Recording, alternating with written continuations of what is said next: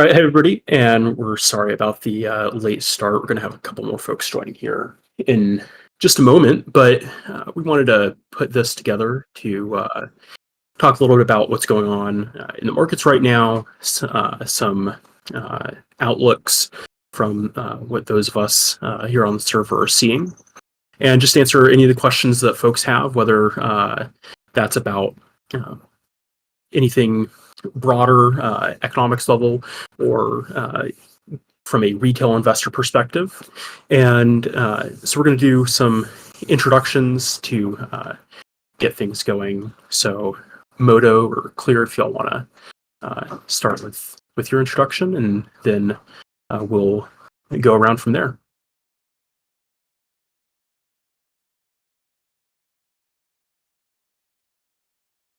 Well, hello everyone. You probably know me from shitposting and Swamp, but I have a background coming into this from a manufacturing environment and a fair bit of background also coming from an economic development perspective.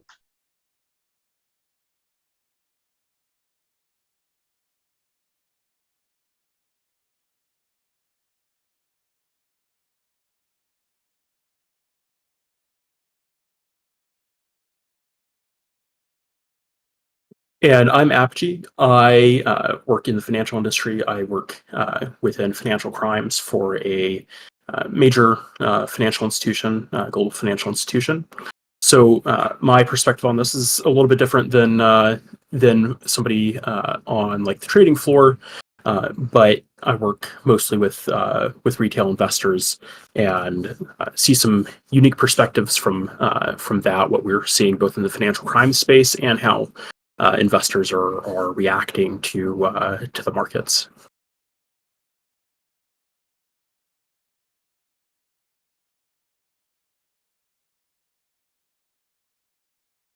Can y'all hear me now? I was told I couldn't be heard.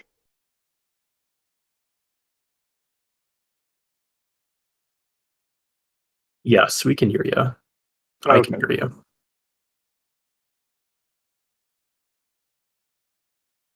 Okay, there it goes. Does this work? That does. All right.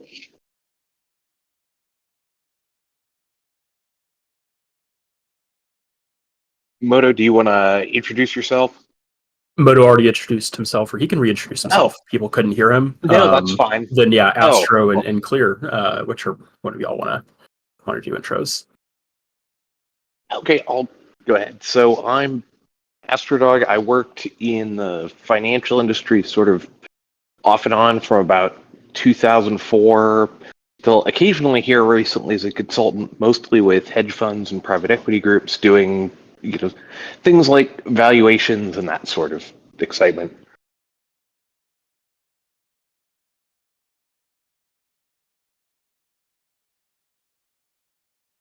And we should have Clear rejoining here in a second to introduce himself. Sorry to everybody for the slow start. We're just brushing off the dust. It's been a while since we've done a talk like this, so we're still trying to get used to running things again. Hopefully, once we get all the mic issues and stuff like that worked out, it will be a lot easier for us to roll through this.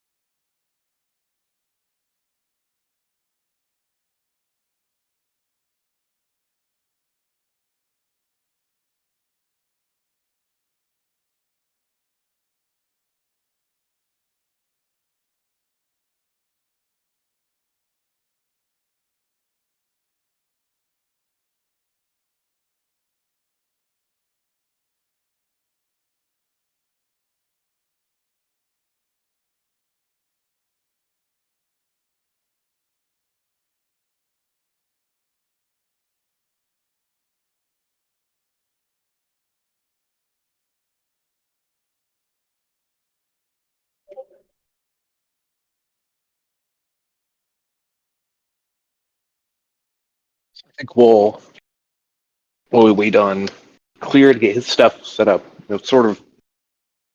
we came up with the idea of doing this talk after sort of having a bunch of different interesting discussions with people about, what what the tariffs were doing or what the markets were doing in response to them, and kind of how that all played out, just because of how unusual the tariffs were as a set of policy. And I was talking to someone earlier today, and going through, okay, how do things like financial institutions and hedge funds and places like that look through the tariffs and figure out, like, okay, what do we think will happen with this? Like, how do you trade it? And you have to go back to the 20s and 30s to find academic work for how are we going to what the effects of this might be, or what a given set of equities or industries or different market conditions might do in response to it.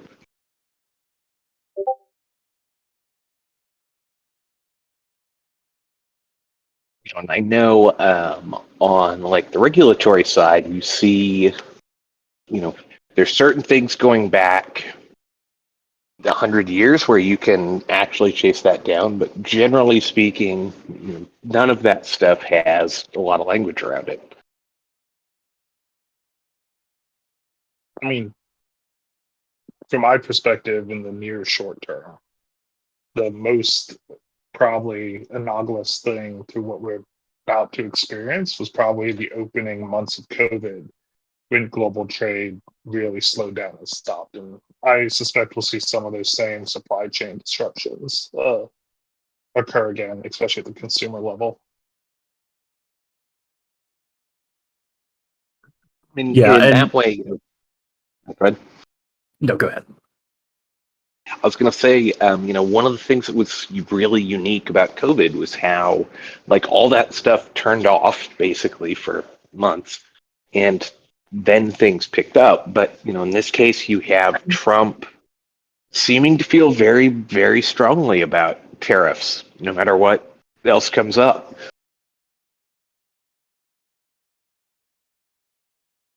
Yeah, and I mean, and this is something that, as much wishy-washiness as there is with Trump and with his administration, he's been. I mean, he has been wishy-washy about the implementation of this. We've looked going back over the past couple months with Canada and Mexico, the tariffs there. It was starting with some on again, off again, on again, off again, but which does not help market confidence by any means. And I think that even if the tariffs are lifted in the short term, there's been people speculating about, oh, well, this might only last a couple of weeks or something like that. Even if that was the case, we see these just waves in what Trump and his administration have been doing, and I don't think that the tariffs being removed would help necessarily. It's the uncertainty that he's willing to do it. Yeah, but across the board, though, this has been something that he's been talking about consistently. I mean, he's on again, off again about actually implementing the tariffs and pausing them and things like that. But the administration's messaging that we're going to do tariffs, this is our economic tool. This is how we want to raise revenue. That messaging has been very consistent. And I think the markets were surprised in some ways after the tariff announcement. I mean, it was in many ways worse than what markets were expecting. J.P. Morgan said that there will be blood. Other firms on the street have had similar outlooks, that this is not what was being expected. But nevertheless, I think that there had previously been some uncertainty that these tariffs would ever happen. And the markets are trying to react to that. And Well, and Trump Yeah. very much, uses extreme messaging and things to try and generally get to a smaller outcome. With this, it's something where he's talked about the way, say, Japan used tariffs in the 80s to, have this massive sort of economic boom. And, I think part of what makes people have a lot of trouble with this is that you can't, sane countries don't do this. So no one studied exactly how this kind of thing plays out in a fully developed country. Yeah, and I mean, ban Banana Bowl. God, sorry, I'm going to butcher that name. He does have a good point. They haven't been lifted on Mexico and Canada. They've just been really delayed. The date Yeah. keeps being pushed back on them. They're still on the table. I can still go and find them in HTS if I'm going to go take a look. All of the harm that generally comes from this still exists, whether they happen or not. It's the uncertainty that they introduce. Working with oil and gas companies, it's okay. If we're going to have, say, pipe shipped from Vietnam or wherever we're getting it from, companies are doing things like, well, let's have the ship with all the pipe just kind of go in circles for a week and then come in a little bit later. And it's all of the costs associated with doing that way. I imagine the cost of that ship doing circles, burning minimal fuel just to keep the power on there. It's probably cheaper than the 25-50% tariff that they're looking at right now. Right, exactly. That, that's then a ship that's not doing, whatever else it was going to do. And it's interesting to see this set of policies and the threat of this set of policies where, if you follow like a efficient market hypothesis and all that sort of stuff, you would never do this. And so all of these different companies and financial institutions, all these places, I don't think they appreciated that it was possible to do. Yeah, I mean, and there's questions about, just rationality. And one of the important things to remember is like we haven't, if you look for research on issues like this, there's really not anything recent out there, because we haven't seen anything like this in almost a century. That trying to remember if this is like the second or the third highest tariff rates. It's above that of Smoot-Hawley even for some countries. And so just what the economic implications of that are, nobody's Like our had time to really dive into this. or A lot even of this spent is time Wi-Fi. on considering what it is. It predates both, Keyes and the Chicago School even really developing that set of economic thought. So you don't have any, in the financial industry, it means that there's not even like a ideological framework to think about this in. It's just like, well, everything exploded, so there's a chart. I'm going to see if I can find it. That's the implied volatility in gold and crude oil right now are just insane. They just look like fireworks. You don't have any nice curve to them. Yeah. I will also say one of the more interesting things here, especially from like an economic development perspective and from a manufacturing perspective, is the uncertainty right now around how long these are going to last makes it very hard to plan for capital expenditure to grow a manufacturing base here. If you weren't already planning on expanding, now's probably not the time, because now your materials you need to build this facility are going to be tariffed, and you're going to see 25-50% cost increase just on some of your tooling that you're going to probably need. Yep. Your Yeah, cost and then- of capital is incredibly high. Yes.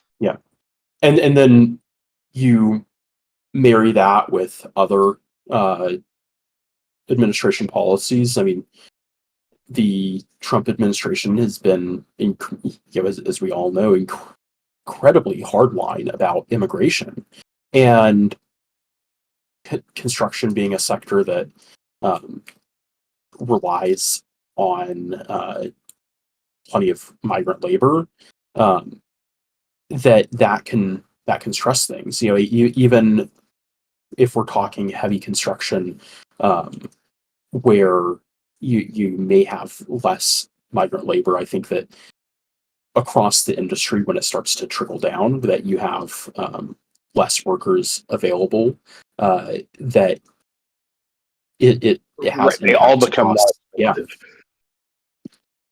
And so The, then you're so of course your capital costs for materials go up, but your human capital costs are also skyrocketing, and it just becomes untenable to be able to build out this sort of manufacturing that the administration is demanding. I mean, what they seem to be talking about there, goes back to sort of the way Japan developed in the 70s and 80s, where that was driven also by having a large amount of unproductive labor that, stands today in the US, we just don't have. I will also say, SCLAN, you called out Clinton and NAFTA. I will say where I am based, so I'm kind of around Virginia, more Appalachia area. That really was the death knell for a lot of the manufacturing we had here up the 81 corridor around that time period. That's when we saw a lot of stuff take off initially for Mexico or Canada or China, and ultimately it never came back. And there's a lot of communities around here that have since had to shift their industry since then. But just that happened so long ago that a lot of those people, like 30 years ago, their skills are gone. We still have to rebuild those skills again. We can't just open it up overnight and just put a new manufacturing facility in those communities. Yeah, I mean, oil and gas, where I generally work, is one of the more flexible industries for labor, where you can just sort of like start and stop projects. And, what it pays to do that is your sort of unskilled, like field labor personnel cost you $120,000 to $150,000 a year a person. And you have to pay that much, or people won't deal with how uncertain and, risky that work can be. And I just don't see how, American manufacturers could possibly pay that much and make the items the administration seems to want them to make, like t-shirts. Yeah. So there's a whole even if you're just thinking about like let's bring manufacturing back. I mean, I keep hearing we've got factories ready to go, but if you look at the broader market, as far as like the economy, you're seeing every step of the way has to get rebuilt. You got to figure out, can I even do this domestically? And if I can't, can I weather the tariffs until I can? And I just don't think there was a lot of thought. I mean, it feels like a lot of this blindsided even the people on the Trump side's economics, that they just went to 100 right away, and that has unsettled a lot of people, because you want people to kind of ramp up this production domestically, and where each step of the supply chain kind of gets moved to the domestic market. That was like what I see as like the plan a lot of them had. But now it just feels like we're just trying to I mentioned in markets earlier, just trying to turn the heat up on everything without any regard to what the economic effects would be. The thing is, Seems to fit with the way Trump implements policy. But You know, he is not a subtle man. or anything that takes a little bit longer lead time. If you didn't start doing this the day he got elected, to pivot to a place to be ready for this, now it's too late. You're not going to be able to really do this without major capital expenditure. Yeah, and some of these timelines, if you look at parts of the supply chain you're talking about, unless you literally saw him coming down the pipeline and you were like, oh, we got to do it now, and you took the investment like 2 years ago, you're behind. You're way behind, even if you started when you said when he got elected. Well, and if you did that and this doesn't happen, your competitors destroy you. Exactly. Yeah. Yeah. It's Yeah, everyone who there's didn't no do this, stability. if you tie up a whole bunch of capital building a factory because you go, okay, I think Trump's going to be reelected and I think he's going to do this tariff thing. You need him to win, then you need him to do the tariff thing, and then he has to keep doing it for years for that factory to pay off. I don't know if it's going to be for some of these groups. I honestly think, because at the end of the day, the factory's still going to be able to raise costs and increase their revenue and profit margins while still being able to undercut the competition that didn't plan. They might possibly be able to see it get paid back. Not within a year, but probably before the end of this administration. I mean, so normally when you're financing like a big capital intensive project like that, you're looking at your cost of capital being about 10% a year. And sort of your hope when you do that project is that the value of that factory with that cost of capital is positive at the end of 10 or 15 years. And so it's very hard with the way sort of the political system works for you to make those kinds of decisions based on the political environment. You're going to have two or three administrations that come and go while you're running the factory to pay off the capital that you borrowed to build it. I don't think it was realistic for the administration, even if someone, say, during the first Trump term had gone, I think he's going to do this tariff thing or this great idea or whatever it is, you still wouldn't really be in a position to deal with this because Trump's only there for 4 years. So you have to believe that not only does this happen, but it continues, and that whatever administration follows Trump also has this sort of, let's call it, unorthodox belief on trade.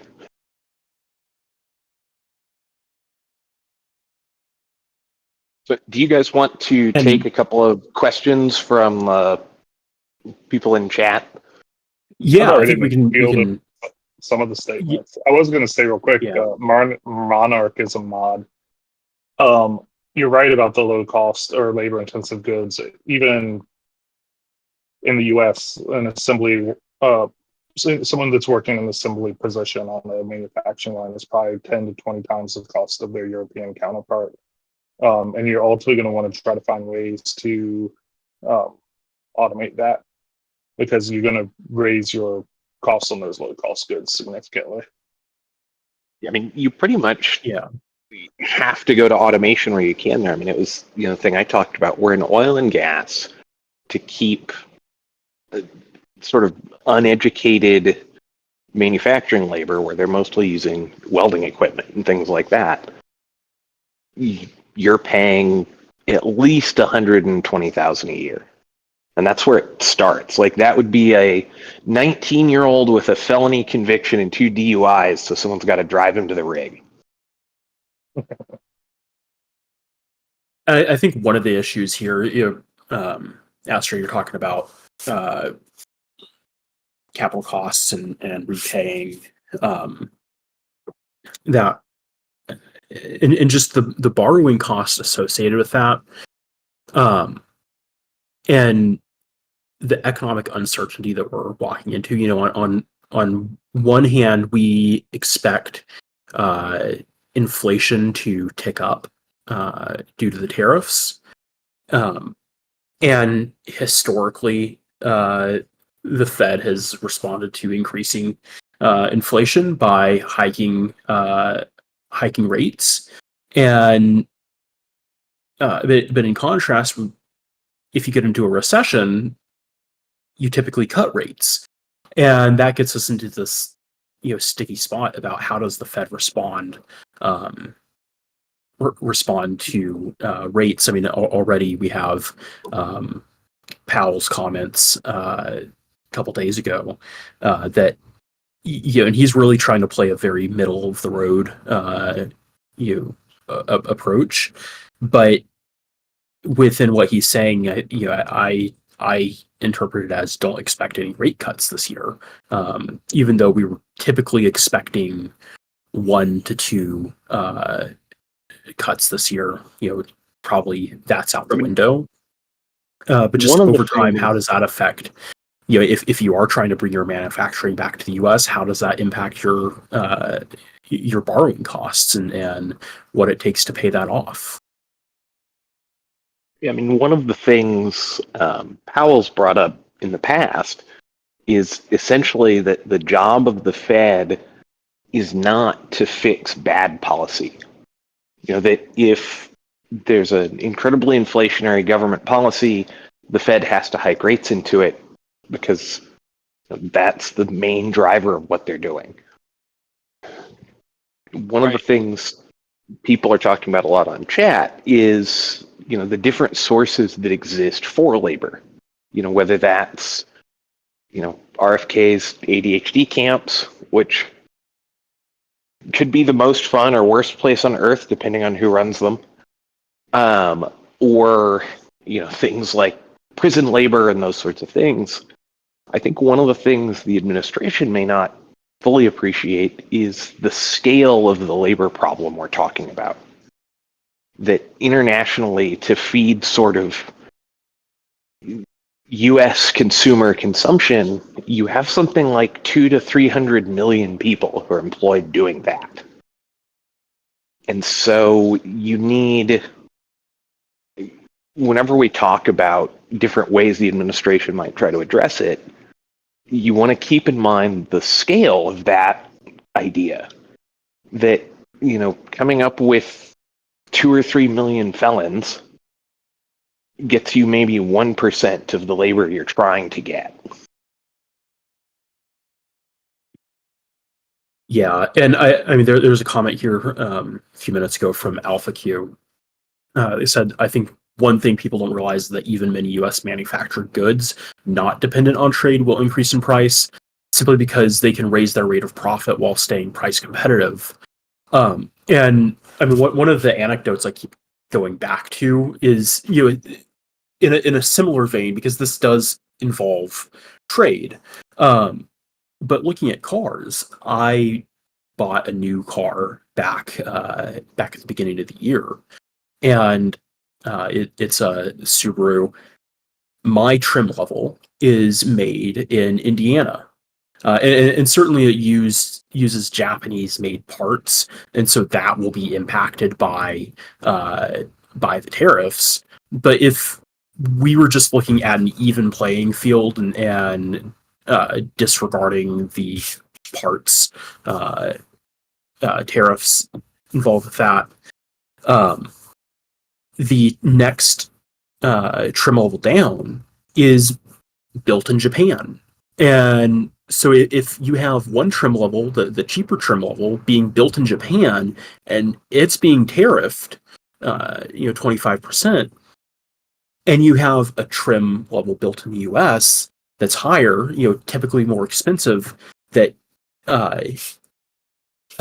doesn't have, let's assume it doesn't have that tariff rate on it, then all of a sudden you're going to end up in a world where it's theoretically cheaper. All of your pricing doesn't work. Yeah, so yeah, your pricing doesn't work, so you're going to have to raise prices across the board, even for your item that isn't theoretically being tariffed or isn't subject to tariffs to the to the same extent, and so it's not an even playing field even for goods that are manufactured in the U.S.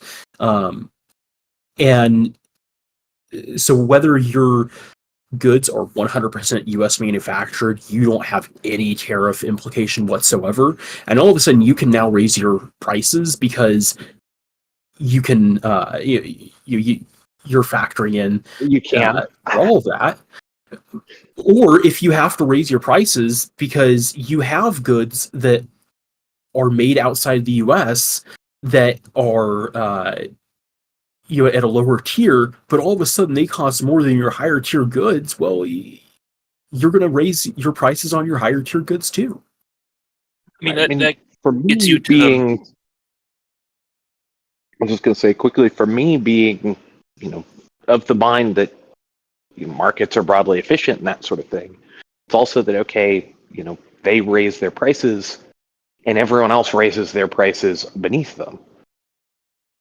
If your auto manufacturer raises its prices 20% because it can, then the American suppliers to that auto manufacturer do the same thing. Its workers do that, and everyone does that. That sort of inflationary tendency that exists goes sort of all the way down that chain.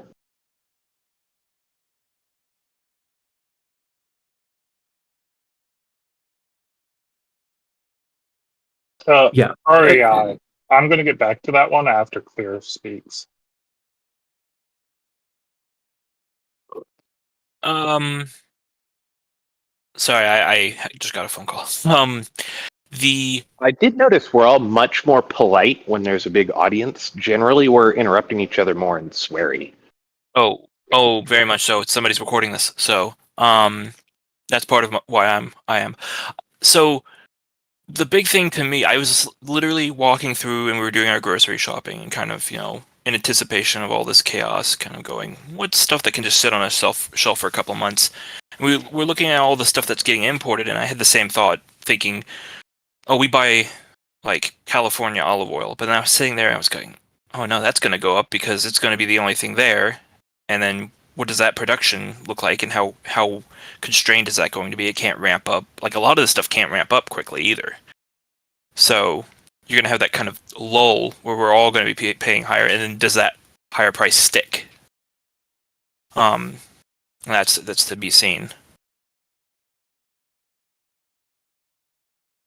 Well, and in a way, it has to, because you don't have, even if you get rid of the tariffs 6 months later, your, say, olive oil manufacturer has already had to raise the wages of its staff and do all these different things to try and expand in an environment where you just don't have, it's not as though the US has like massive unemployment or something where you have these, the sort of waiting pool of labor and people trying to, do something productive. Every job that goes into, I don't know, making pots and pans, sewing heads on stuffed bunnies, or making olive oil, that person isn't doing whatever they were doing before. And generally, in a country like the United States, that means that they're going to be going from a more productive activity to a less productive one. Yeah, and we already have this year a chilling effect on cheap labor that our economy's relied on for years. Whether or not There is the moral part of that. But go ahead. Well, to say that there is the version of this kind of policy where you implement a lot of protectionist measures while at the same time going to really open immigration policy. And the idea being, okay, you want to build these things in your country instead of, and with the people who come with them, instead of them being, built somewhere else. Yeah, that's not the reality we seem to be facing from a policy perspective. It's pretty much a recipe for disaster, isn't it? I mean, one thing, I think it's HCM in chat, kind of asked about is it too late to get manufacturing back? And I think when you look at that, at least on the financial industry side, it's, manufacturing in developed countries is difficult to do. Developed countries tend to have, higher costs of labor. They have higher environmental controls. They have all these, things that go with hiring the people who live in those countries. And so what you tend to see where that's been successful, you see a lot of things like automation that come into it, so that the amount of value that the company derives from each individual worker is higher and matches the value that that person generates doing services work. You don't see developed countries go to things like assembly lines, or one of the things that people used as an example is trying to onshore manufacturing things like clothing from Vietnam. And for an American worker who, I forget what the average is right now, but say it's $80,000 a year, each individual worker in that factory has to count for a ton of t-shirts to pay them $80,000. That'll seep into inflation as well. Ultimately, right? You basically, that they have to, if we model that out really quickly and say, okay, you want to get $1 out of each t-shirt for the worker, it's okay, what sort of equipment, what does a factory look like that allows an individual, for each person who works there, we need 100,000 t-shirts to come out. And so you go, okay, we're going to have a small factory that's, say, only about 100 people, and it's supposed to make 1 million of them a year to pay those 100 people. We didn't make that many jobs. The level of productivity that's required in a developed country to pay those workers is just massive. And I think that's why you see things like cars, aircraft. There's a lot of U.S. manufacturing in industries like oil and gas where the equipment involved is really expensive. And so you can spread the cost of your workers over a smaller number of units. I think their tasks that lend themselves to automation. I think a smaller scale story, in its service sector, it's not manufacturing, but when we're talking about sudden price increases and consumer reactions and cost of labor and things like that, that I'm based in the DC area, and a few years ago, DC passed a ballot initiative known as Initiative 82, I-82, which over time gets rid of the tipped wage in DC. And currently, the DC minimum wage is $17.50 an hour. This summer, it goes to $17.95. And so over time, the restaurants in DC and won't be able to pay out at the they won't be able to take a tip credit on wages, and that's led to most restaurants here in the area implementing a service charge. Some have kept that around 6 to 8%. Some have made that 20 to 25%. And sometimes that's going directly to workers. Sometimes that's kind of just going into a general operating fund, but it's helping pay the increased wages because they're still taking partial tip credits. But right, well, consumers are more amenable to, having that as okay, we, charge 10% more because we have to pay our workers more. Being explicit that way rather than just, okay, my menu items just cost 10% more. Yeah, I mean, so instead of raising prices directly, these restaurants have implemented these service charges, but there's no clarity as far as, but restaurant to restaurant. Some restaurants, it's like, yeah, that's completely replacing your tip. Some places they're still expecting you to tip on top of whatever the service charge is. And a couple weeks ago, the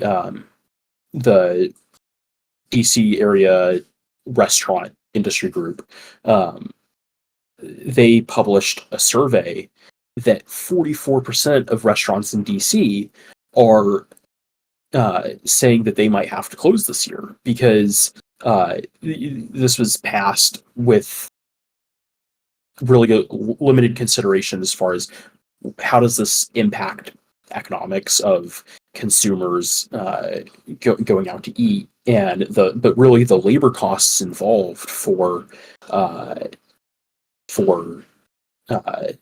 restaurant industry.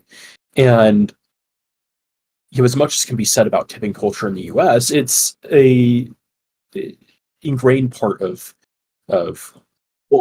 our economic attitude. And I think similar is true with manufacturing, that we've seen such a decline in manufacturing that we can bring it back to some extent, but it's so fundamentally different from what we see as t-shirt factories in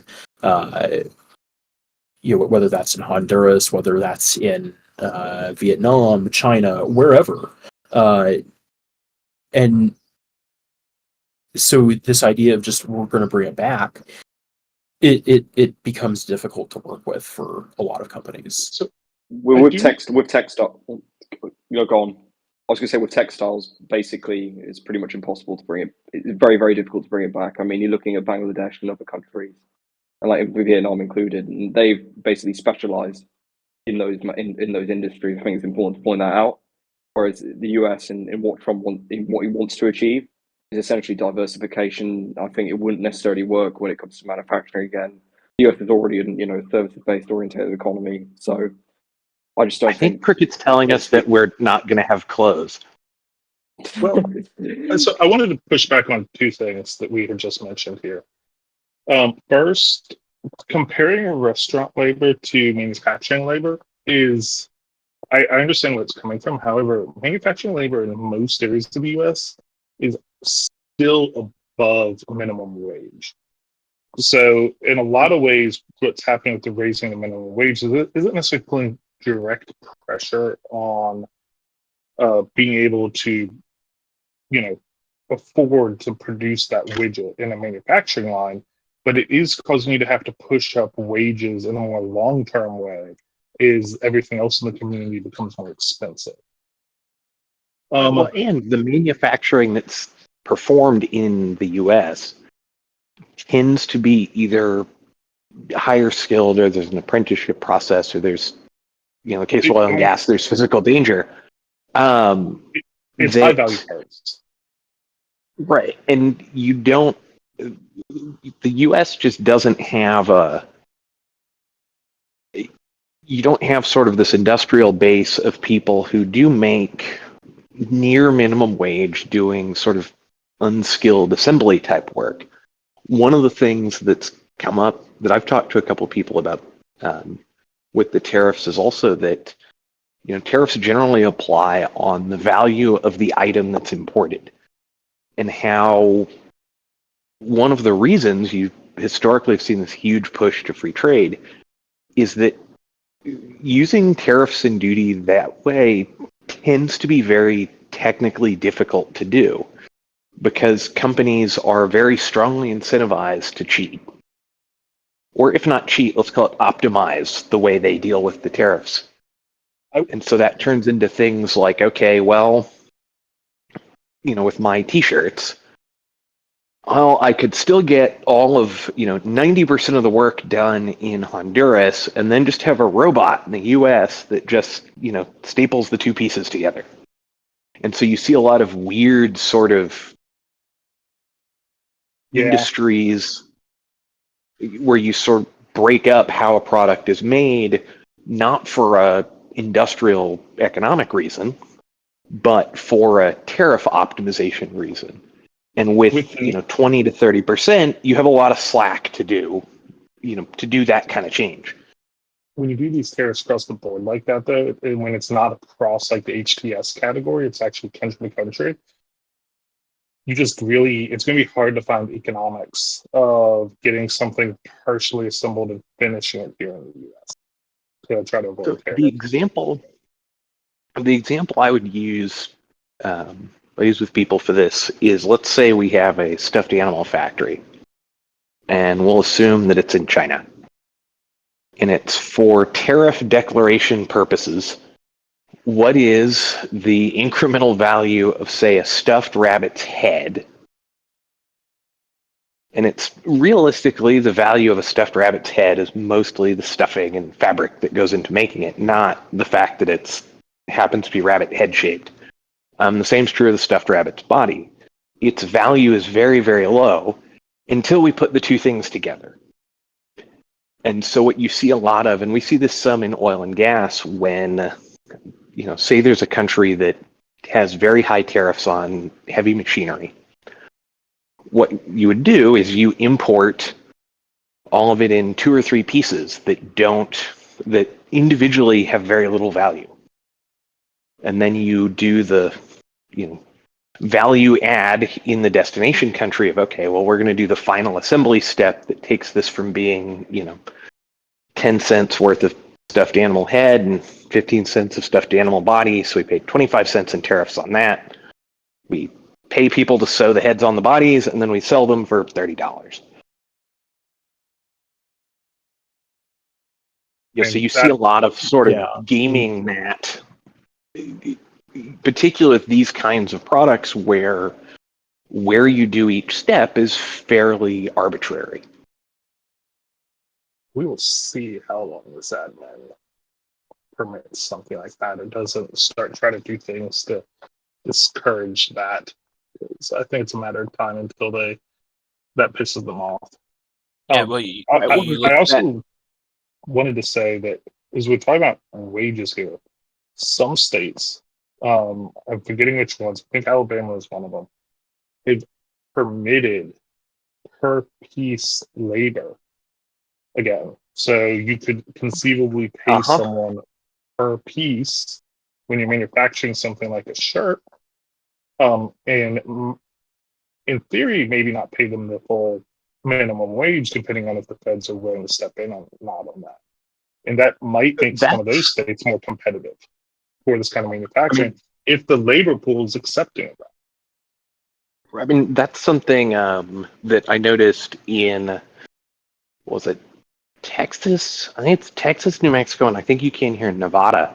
That's what a lot of places do now with things like, say, kitchen cabinets, where their workers are paid, $30 a pop to install them. Yeah, that's still pretty high value, though. I'm thinking. Well, and it's taking that same model. If you keep going down, if you're a really slow kitchen cabinet installer, you could end up below minimum wage.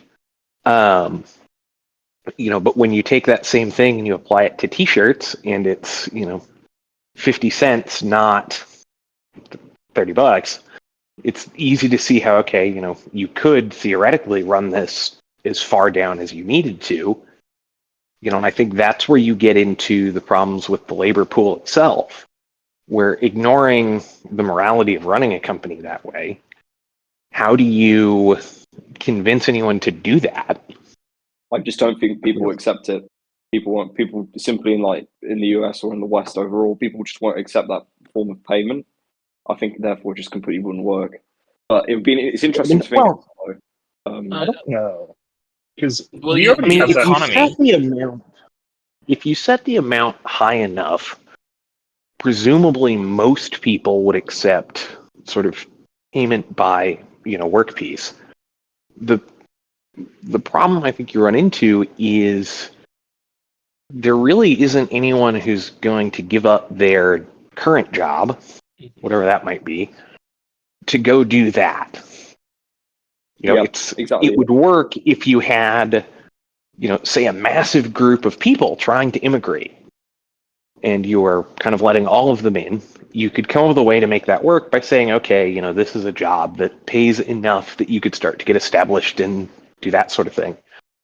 But it goes back to the kind of conversation about anything that someone does in these new factories means they're not doing their old job. And so the factory job has to pay roughly what their old job paid to get them to agree to do that. So And that's one of the things they could do here to kind of access that labor pool, or to access the labor pool that might be more willing, is they could start bringing back work requirements on Medicaid again and SNAP benefits, which is something they tried heavily during the first Trump admin. We haven't really seen them try too hard this time, but the regulatory landscape and legislative landscape for that is more favorable now to making someone work for Medicaid or work for their SNAP benefits. That I will is say- something. I think I'm the only person here old enough to remember, the whole thing with welfare becoming workfare and that whole thing under Clinton where some of those benefit programs turned into like, okay, you have to be seeking a job. Yes. And I think the problem you really run into is if you look at even, say, like the SNAP benefits someone receives, the dollar amount in benefits they receive is still more than you can pay someone to sew up a t-shirt. Yeah, like there's just not, like, we're orders of magnitude apart from places like Vietnam that have built this, entire industrial base around having cheap labor and the materials available. And I also want to add, for most people's edification here, the way we pay prison labor here in the U.S. usually is per piece, and it is usually sub 50 to 20 cents per piece. So this is something that isn't totally foreign to being done here in the U.S. It's just we typically don't see it outside of prison or incarcerated populations in the sub dollar per piece realm. So, I do have I've had this kind of inkling that there might be something, like, if you wanted to achieve that kind of like market shift where there's already like set up people paid for these kind of jobs, you almost need like a massive amount of job destruction and then recreation, which, like, with the transition from taxi to Uber and Lyft, where you just end up with this massive shift over. It's a completely different system. It's a different employer. That's the kind of thing that you'd have to have. And I don't think anyone. I still, every once in a while, I think about the fact that we have low unemployment, and that's driven some wage growth. But I do have this kind of like worry that somebody in the administration might be stupid enough to think, what if we just blew stuff up a little bit to get that kind of economic shift? And the tariffs definitely do that. You have, if you sort of play that whole thing out and you go, okay, well, we want this shift, and the only way to get there is going to be to destroy a notable segment of the current sort of employment for Americans. Doing things like dropping massive tariffs out of nowhere will do that. I think the question is it possible to end up with the same or more productivity out of those workers? When Japan did this experiment with protectionism and that sort of thing, they found it really wasn't. And that's why you had, the lost decades with Japan, is you have the actual productivity of workers didn't go up, so you kind of couldn't go anywhere.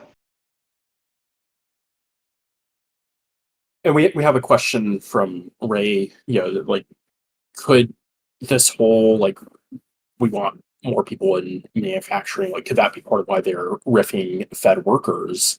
And I don't think that that's the cause for the rifts. That this is a administration that seems to be hell-bent on we want a small government, small in quotes, because we'll see what actually comes of it. But certainly that's been some of the reaction, I think.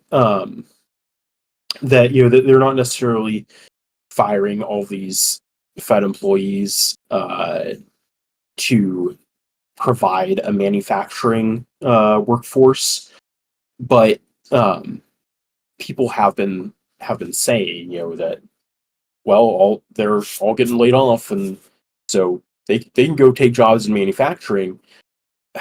But I mean, again, these are a lot of people who have very specific skills.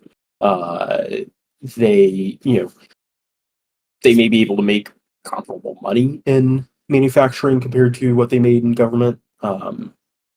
Especially, government's not always the um, it isn't always high paying, but it's gonna pose barriers. I don't think that that's the reason for firing all of them. And then Also, there just aren't enough of them. Like, yeah, if you go, okay, I want to make T-shirts out of fired with Fed workers. It's okay. We fired all of them, and we've covered 3% of the labor that we need.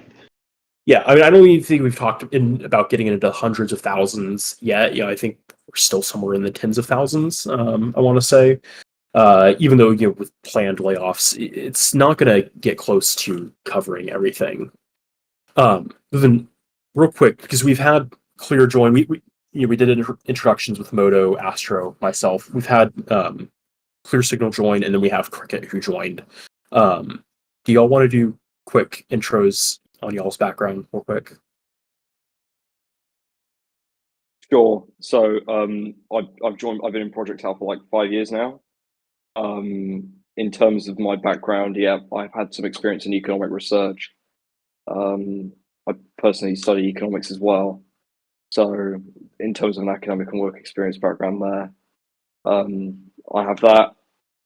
Anything in particular you want me to cover too, in terms of my background, or is it just general? I think that works. Yeah, that's great.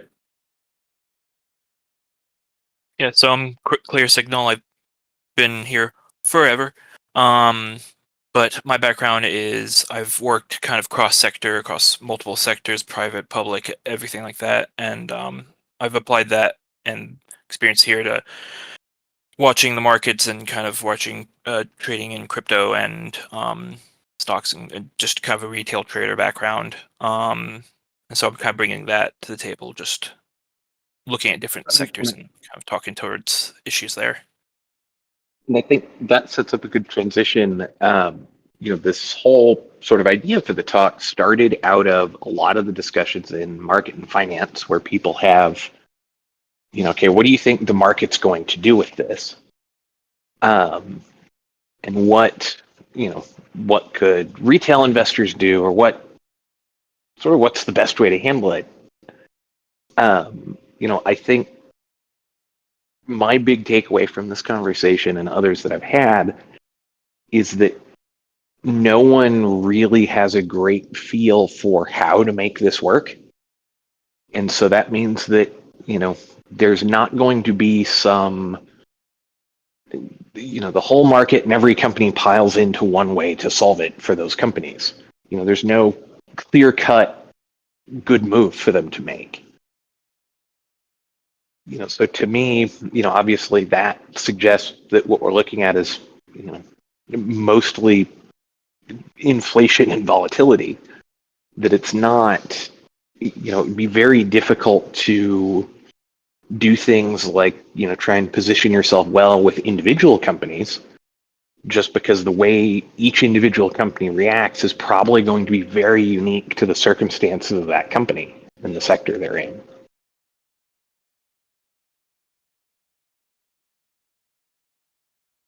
I do think, as far as like the investing angle of it, this entire thing, except for a few smaller elements right now, is predicated on future events, future things, and maybe some people taking bets on what's going to happen. We're not dealing with like a crisis of some instrument failing, some bank has done something and now there's no money in something and it's collapsing. We're talking about planned policy implementations. Like we have one set in place now. We're still waiting for the other one to come in, and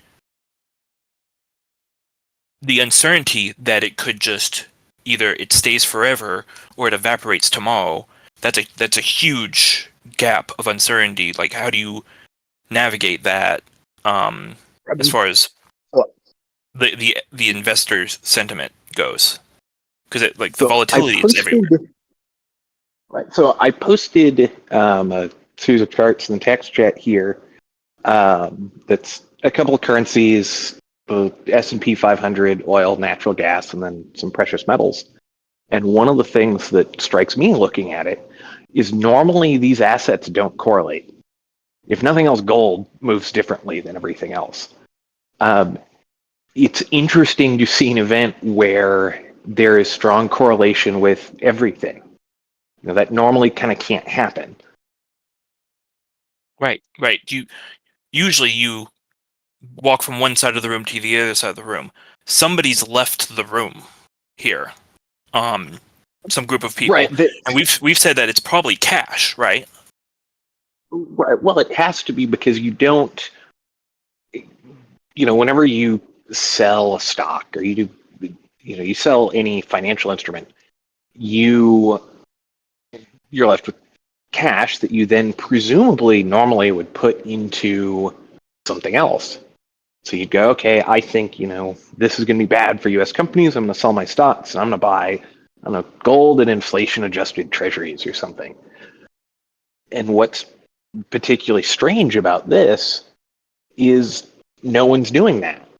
You don't see the spike that you would expect to see in gold. You don't see the spike you would expect to see in other currencies. You don't see it in equities.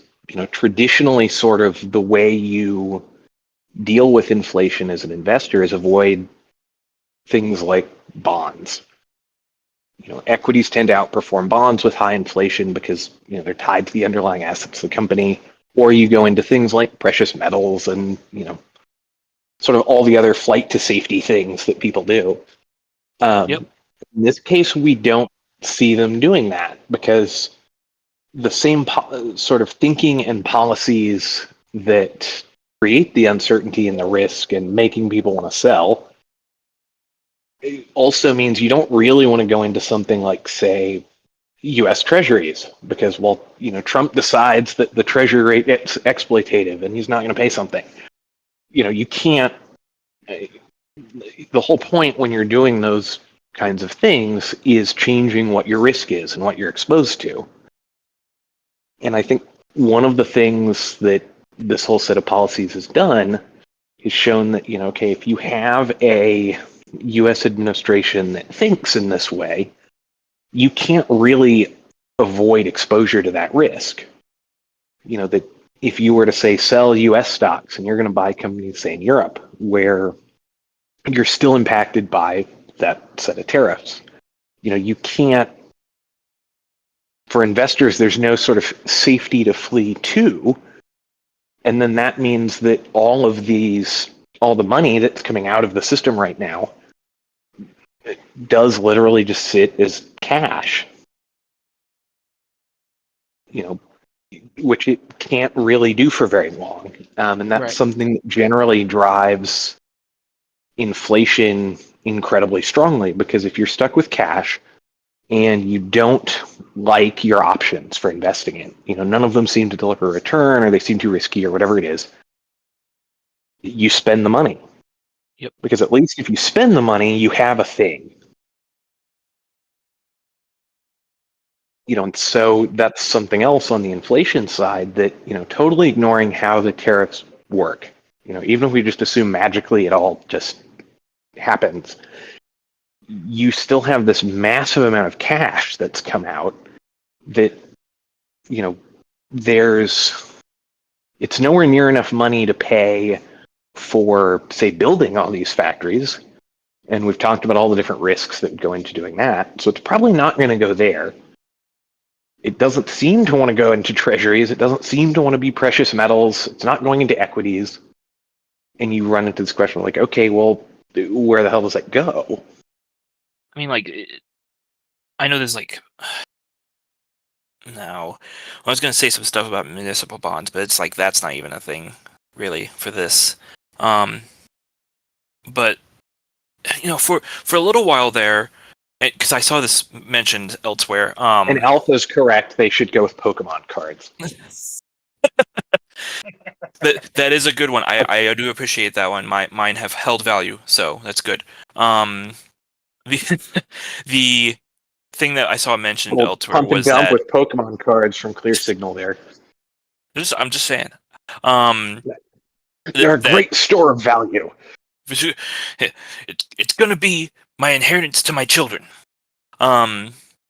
So I saw somebody else say that, which is kind of an older way of thinking about them, that crypto at one point was the flight to safety for a second for some of the more volatile traders that were like looking for a game to play. And that seems like it's kind of died off, and now we're getting this kind of linkage where the market goes, the cryptos kind of go too. Which I wonder if that's linked to that we've got more institutional investing, and so then not sure if that's shifted things a bit. It's like it's not a safe place to keep your money, but it is definitely a game to play, and I feel like we're seeing some of that play out now too. Well, and it used to be, crypto's very much tied to sentiment. I mean, even more so than other asset classes. And so, I think you have a thing where when people are nervous, they kind of close out of everything. It's not, crypto tends to correlate now pretty well with, like microcap stocks and other things along those lines that have similar volatility profiles. Yeah, it seems like it's almost included in certain portfolios now that when they act on their smaller stocks, they also are acting on their crypto. Of like, how do they feel about it? The whole thing as a set. I don't know how much that ties into things. That's just the feeling I get from when I watch things go up and down. I kind of see them move together. Right. Well, and that's, normally, so going to like the institutional investor perspective, one of the things you look for are assets that don't correlate with each other. Because what you're looking for are things that can regularly deliver returns, and they don't. Sort of the classic set would be, say, the S&P 500 and gold. That if you think the market's going to go down, you can buy gold, and if you think the market's going to go up, you can buy S&P 500 or futures on it. And so, normally you saw a fairly strong negative correlation between the two assets. And what's been unique with this as an event is that everything is fairly well correlated. And so, it goes back to that, okay, every single trade someone does, there has to be a counterparty. If you sell something, there's someone else who's buying it. If you buy something, there's someone else who's selling it. And usually what that means is that for them to buy your thing, they had to sell some other thing. Right. So you almost have to have something that has a negative correlation because it has to be the thing that other person is selling. Into the ravenousness of activity, right? Like if you have a lot of people looking to get into things, it'll drive stuff up. I mean, this is simple. Like this is the basis of what's happening in like market buying and selling. Like that's really, really rudimentary stuff we're talking about here. Right. Well, and that now, notably, a lot of the development around how you price those things and how you think about those things is no one's thought about tariffs like this since that happened. Right, and that's why you get a lot of people who are asked questions about it, and I feel like they try to fall back to this traditional model, and they're just like, well, it always turns out okay. And it's like, well, if they are really trying to change the way the status quo works, that's there's gonna be a lot of people who are just like they have to find some new way of thinking about it and talking about it. You're kind of shifting this fundamental how we've operated for what was it? What's the last time? Like I want to say it's like almost 40 years, right? Like we haven't had something even close to this. And then that's just a sort of thing from like the Reagan era of doing things. And even before that, you go all the way back another 40 years. Right. One, you have to go to find this kind of thing discussed as like a serious policy conversation. You either have to go to like the 30s or like the 1880s. And that predates a lot of the theory and a lot of sort of the work that went into the idea behind sort of the modern market, efficient markets thesis. And so that means that the models that you can go off of that people have come up with don't have the same assumptions that, say, an institutional investor has. Pretty much every institutional investor that currently exists is either going to be someone who believes in very efficient markets or someone who very much believes in, sort of rates as market intervention. Because those are kind of the only two schools of thought left standing. And so all of sort of the financialization stuff that's happened over the last 50 years is built in those two frameworks. That sort of like those are the only two ways this can possibly work. And all these policies we're looking at aren't even really contemplated in those systems. They would just be viewed as like destructive. The whole idea is that you have rational actors. And if you don't, none of that economic theory works. Rational actor theory in today's day and age.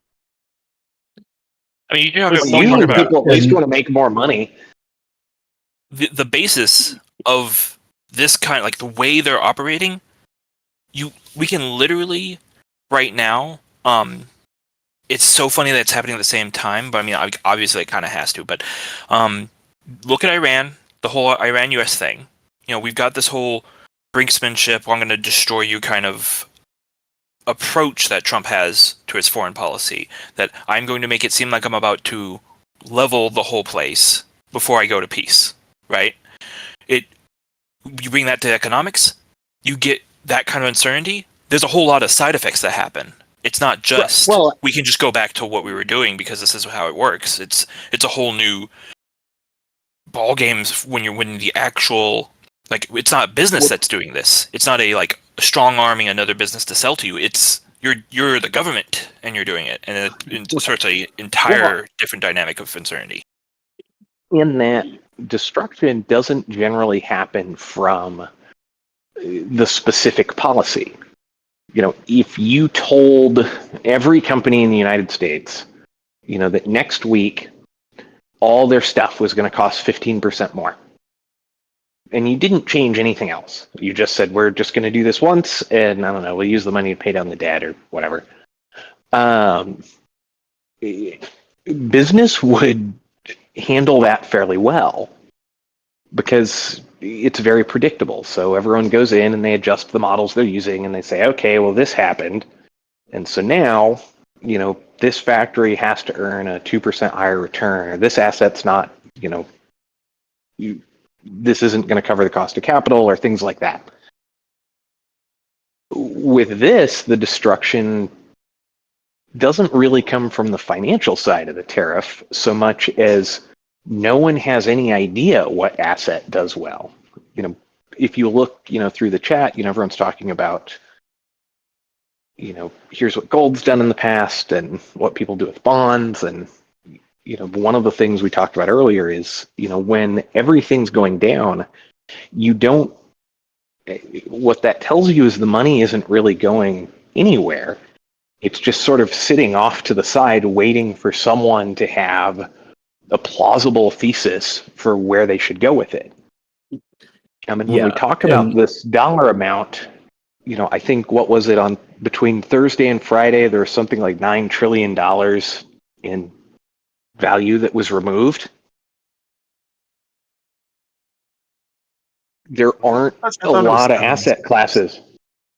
Well, there just aren't really that many asset classes you can throw that much cash into.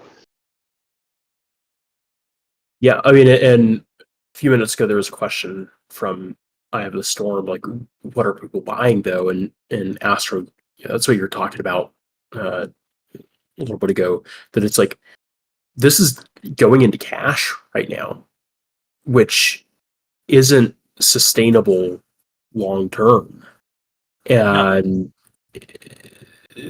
so I think that's kind of what the scary thing is, that people are pulling money out of all asset classes, they're putting it into cash, and that whether they end up going and buying products and and driving inflation, or even if that cash is just sitting, I mean, and I don't, as much volatility as there is, as irrational as the administration is, and as much as we don't know what's going to happen, I don't see bank collapses and or bank runs, or even the FDIC getting taken away.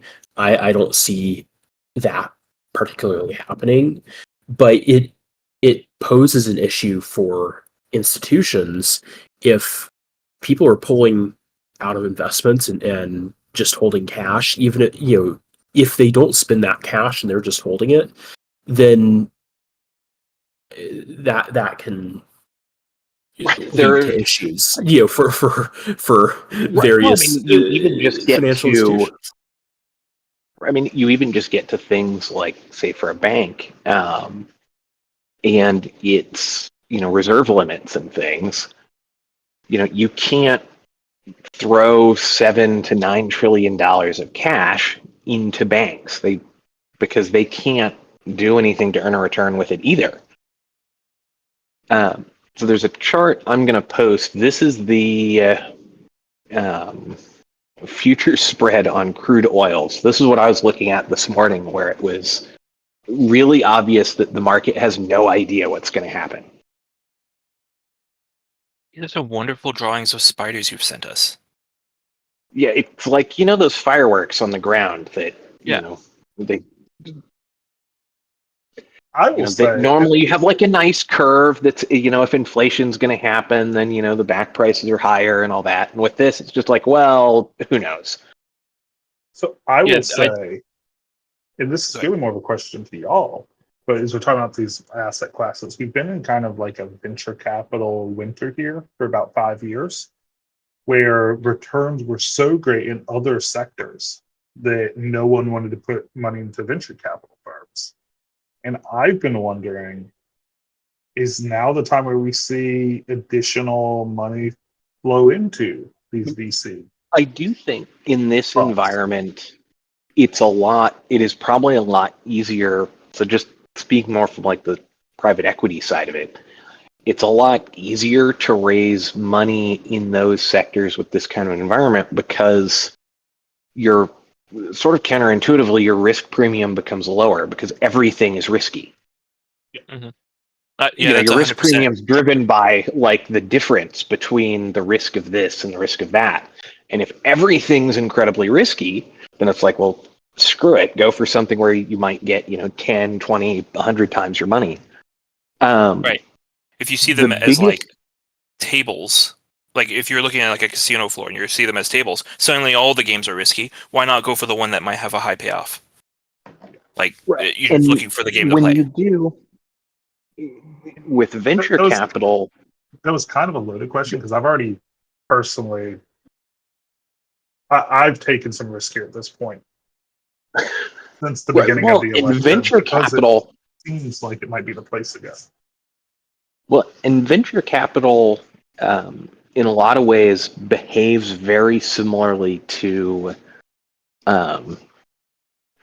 sort of consumer spending, where if you have really, really low risk, it goes up, and if you have really, really high risk, it goes up. In the middle, everyone puts their money into stocks and bonds and things like that because you get a pretty solid return because there is some risk, but there's not a massive amount of risk. It's not the biggest problem I see with venture capital in that role is really just a scale problem. That if you are an institutional investor or you're a family office or you're someone who manages a few billion or $100 billion, it's incredibly labor intensive to analyze assets.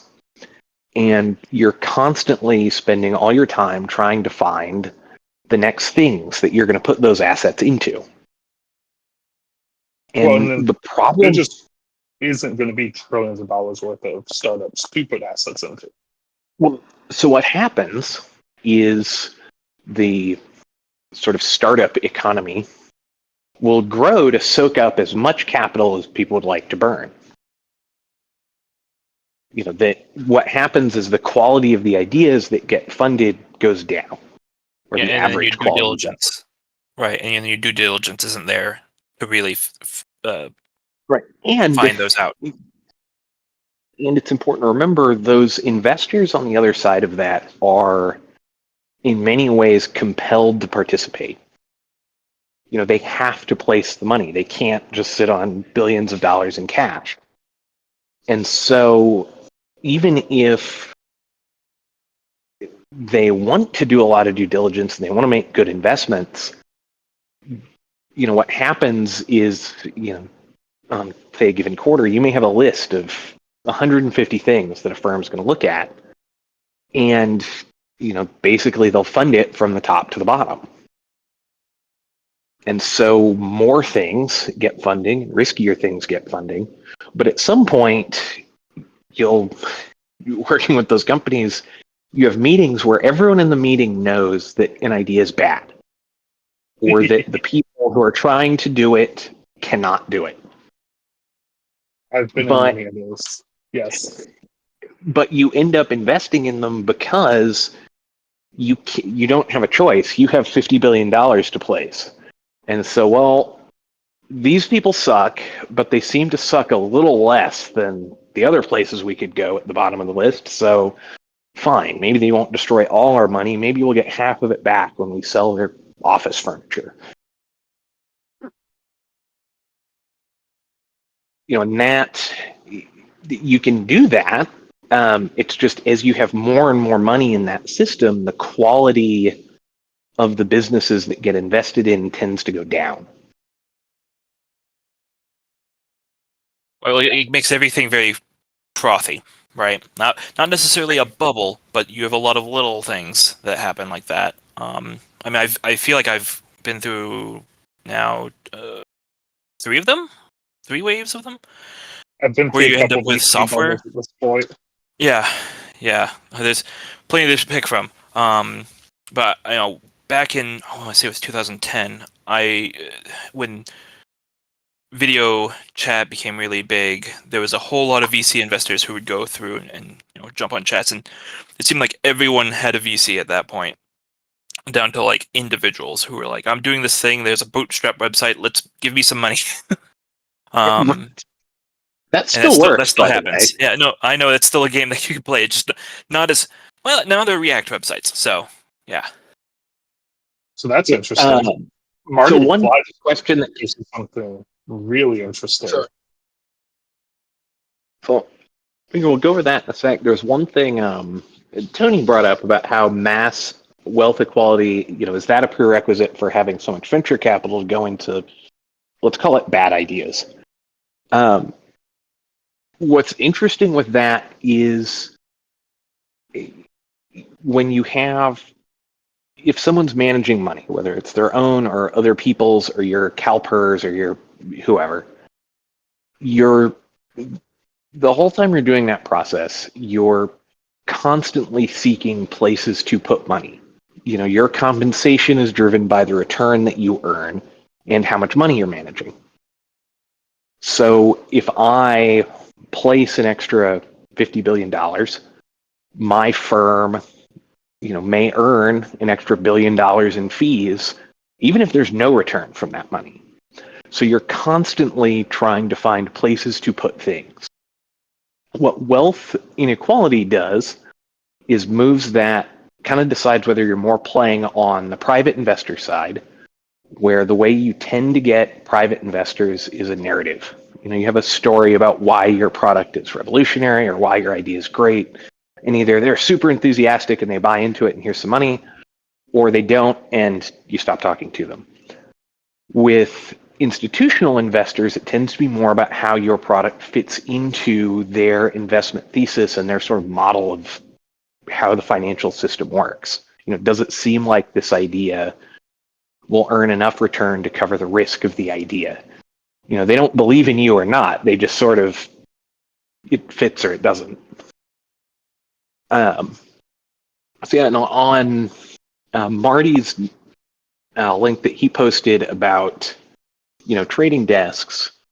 So I was working with a company that was trading on SGX during one of the fairly large Asian crashes in 2004. And that, whenever there's a lot of volatility, you call in all of those people. It's not, you have a lot of assets that you have to watch at the same time, and you're trying to figure out how to de-risk them. And so on the risk management side of those firms, you have various rules around the assets you own and how you deal with them. And you can cut things a little closer and work with a little more margin if you have more people working that set of assets. Theoretically, if you have, one person for each asset you have, and they're just watching that go up and down, then okay, if it starts to go down too far, you have an individual who's going to be making decisions about it. When you're less staffed, that process tends to be a lot more automated. The problem you have there is kind of the same problem ETFs have, where once it starts moving, it moves really fast. We talked about it earlier that if you want to sell a stock, someone out there has to want to buy it. That every trade has two parties. And so that's why things like crashes happen so quickly, because if I want to sell stock and no one wants to buy it because it seems horribly risky or Trump's going to screw it up with tariffs or whatever it is, its price goes to zero. There's some level at which people will buy, but we don't really know where that is. But if you have that, active management for the asset, then you can cut that a lot closer than you can just going like, well, if it goes down more than 10%, just dump all of it, which is kind of what the automated systems will end up doing.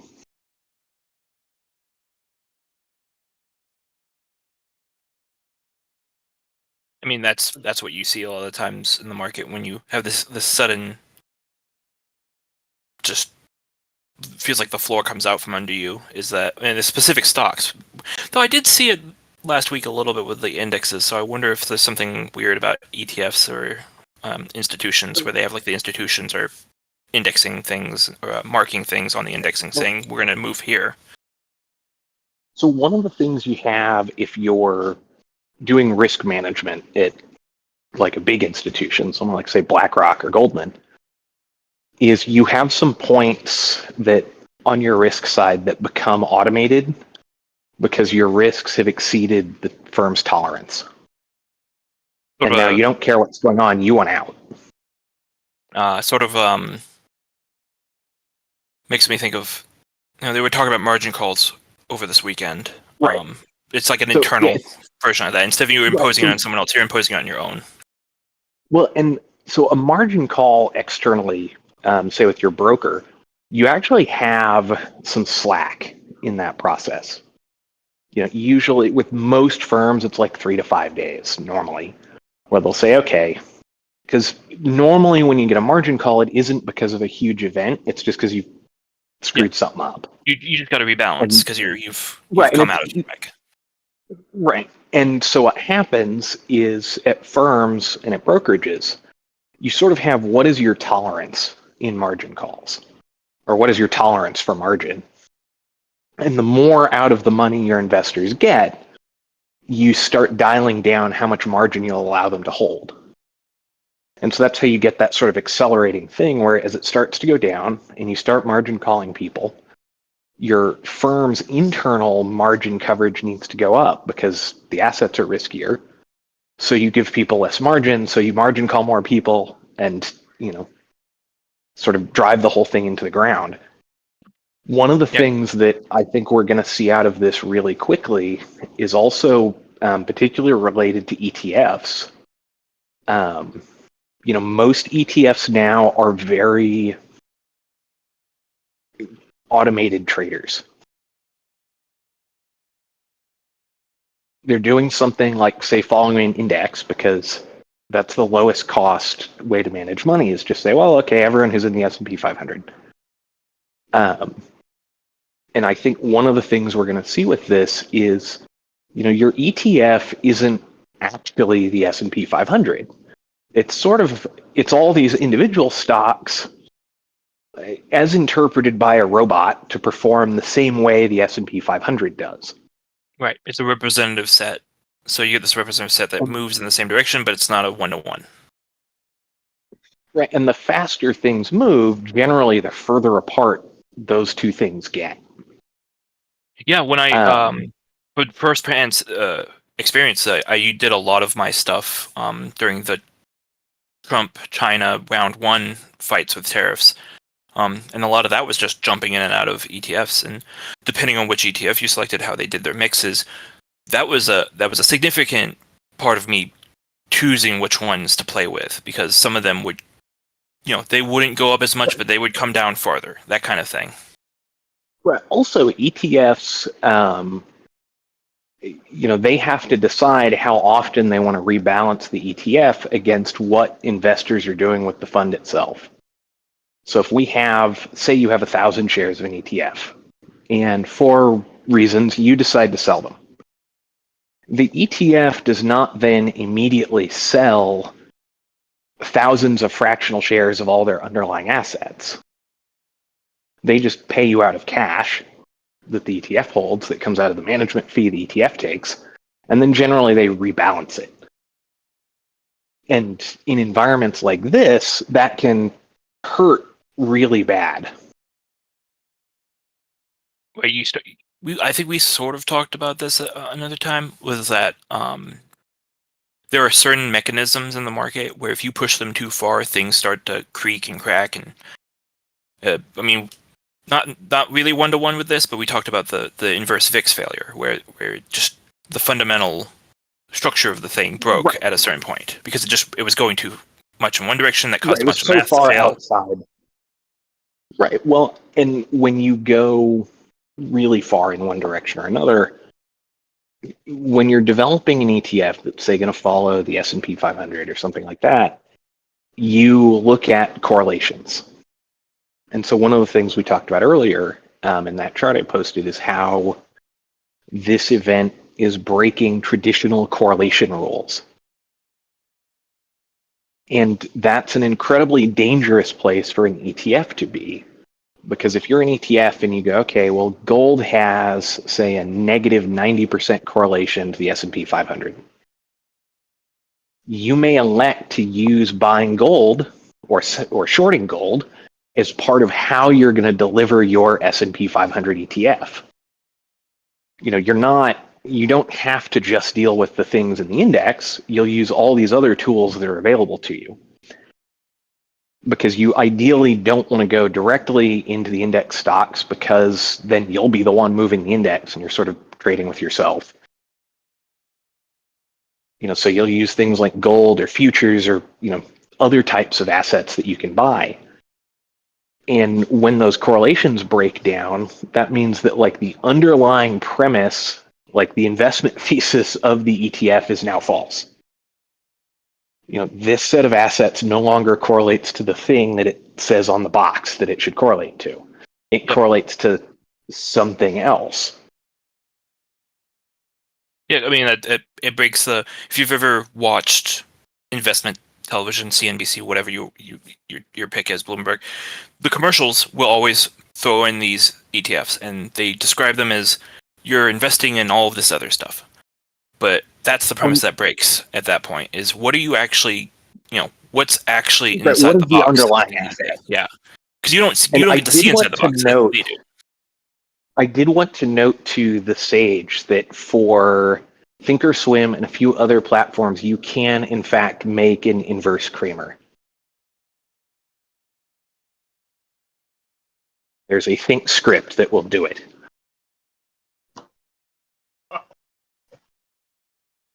So, not Kramer. Mad Money. Who, by all accounts, is a really nice guy, by the way.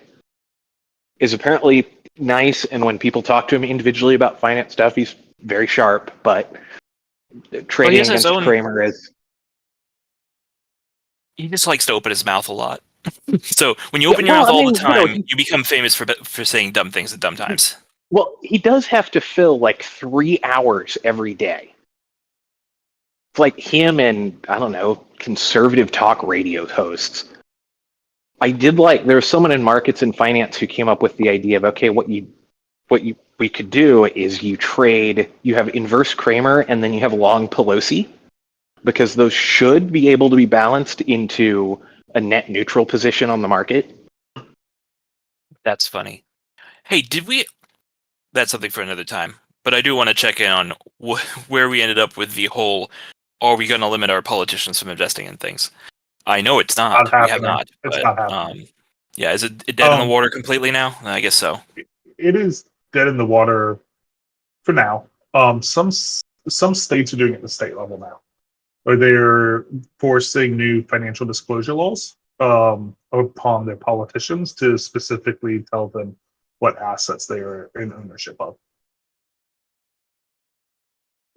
And I will say, so I've gotten into this too much here, but I'm very much like Chicago school efficient market sort of person, and that I believe the main way one earns returns is information asymmetry. That being said, to me, if you follow that sort of ideological line to its conclusion, then you end up with insider trading sort of is and isn't a thing. That being said, with politicians, you're talking about the people who actually make some of those decisions. And so you have, are we going to buy this jet from Boeing or Lockheed? It's always felt very gross that you could have some senator who's like, well, I have 1 million shares of Boeing, so let's do that one.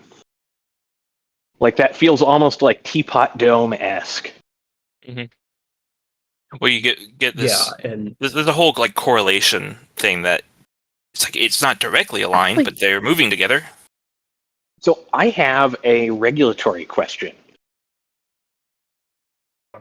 So I know when you are an officer in a company, or you learn, privileged material information, you can't trade based on it. Can you trade if you learn about it from an elected official? so fun question. And I'm going to the And I'm going to cite your advice when I get in trouble. Please do not do that. Please do not do that. And for folks who were joining later on, I work in financial crimes for a major financial institution. One of the things that I cover, and very very limited among my team, is securities fraud, including things like insider trading. And so this is a fantastic question, especially like the intersection of politicians and insider trading. That when we're talking about insider information and what insider trading is that this information, so it has to be material information, so something that that is could reasonably affect a investor's decision making, and it has to be non-public. So, of course, as the word says, not known by the public. But it has to be in breach of a duty of trust or confidence. And I'm quoting the regulation directly here, on basis that it's in breach of a duty of trust or confidence that is owed directly, indirectly, or derivatively to the issuer of that security or the shareholders of that issuer, or to any other person who is the source of the material non-public information. And I think that you would be so there's the classic theory of insider trading and like a misappropriation theory of insider trading. Classic theory is going to be pretty limited to like employees and associates of a company, of issuer, and so that's going to be, that duty of trust or confidence is owed to the issuer. So my fun thesis of flying drones outside their windows is acceptable. So, of flying drones outside the company's windows? Yes. I mean, theoretically, that. So I'm actually aware of that one happening. Yeah, I mean, I would say that you probably couldn't prosecute somebody successfully for insider trading based off of that. But where we get to like the misappropriation theory with the regulatory definition is that any other person who is the source of the material non-public information. And I don't think the SEC or DOJ would ever feel strongly enough that would include learning the info from a politician or something. That's really directed towards being tipped off by the employer or by an employee or something like that. That would be in. So what you're telling me is of that congressional intern / hedge fund manager is the most lucrative job in the world. in theory, sure. I mean, because the thing is that you ask, what is this duty of trust or confidence? Because that duty of trust or confidence to any other person who's the source of the MNPI, really that person needs to have some duty of trust or confidence to the issuer. Now, where it gets a little bit fuzzy-ish with how this regulation is worded, but versus in practice, that if you if we should really do a whole one of these talks on this subject, because it's fascinating to me as a thing. So if you work for a company and you receive insider information and then you go trade in one of your competitors, that's still insider trading. If you tell your friend or whoever, they would then be insider trading as well. And so basically your duty of trust or confidence extends by proxy to this other person, and that's why all the but a politician I would be has no duty of trust or confidence to the issuer of the security. I mean, you could argue they have an ethical obligation, but to the public. But from a legal perspective, there is. I can think of no legal reason that a congressman or any other politician could not trade based off of what they know as a congressman or as a politician. It's unethical. Obviously, that's why there's discussions of reforming this. but it Right. is Well, and I would it's be illegal. So yeah, if you learn from a politician information, then that off you is go. off you go. You're fine. You can do that. Now Now, likewise, if you're I'm on the subway or Amtrak or wherever, and you hear somebody else talking, and again, don't quote me on this, because I will not testify in anybody's defense here. But uh, my understanding, what I have been told and what I have read from case law and stuff, is that if you overhear that in public, you don't have any connection to that person. They're not telling this to you. You just simply overhear it at a restaurant, on a train, on a plane, wherever. They have made it public. That they have made it public. You have no duty of trust or confidence to that person. You have no duty of trust or confidence to the issuer of the security. You couldn't be prosecuted. Now you But might be I mean, that does investigated, lead to but something that yeah.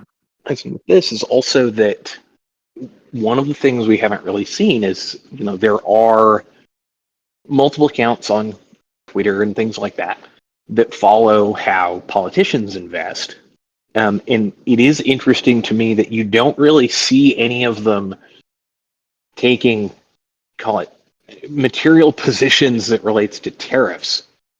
You've seen them kind of short companies that are obviously exposed, but normally something that would be a workable sort of source of guidance on what to do just isn't there. You are I And do I think think I'll jump in on that one real quick. With that statement, you are assuming that the tariffs were communicated appropriately to the people many of those accounts watch, which are usually in the legislative branch. However, we've seen with this and with some other things over the past really 70 days now that they consultations with the legislative branch tend to be an afterthought or upon being called forward. So I wouldn't necessarily think I wouldn't assume they were given a heads up as to how the severity of the tariffs. Right, Although I and don't think probably is anyone similar believed to. that it was going to go this far. I don't even think there were people in the White House that seemed like they didn't even know that was going to Yeah. be the way it Well, was. So and since there's not a clear cut because you don't have like a clear cut way that you would trade something like tariffs or these kinds of tariffs like we talked about earlier, there's not, that also means there's nowhere to, even if you did know ahead of time, it's okay, well, what trade do you want to place? I mean, it would basically be. I was going to mention this earlier, but when you're Sell all going to your cash, shit? being the first one to go to cash, that's the winning play.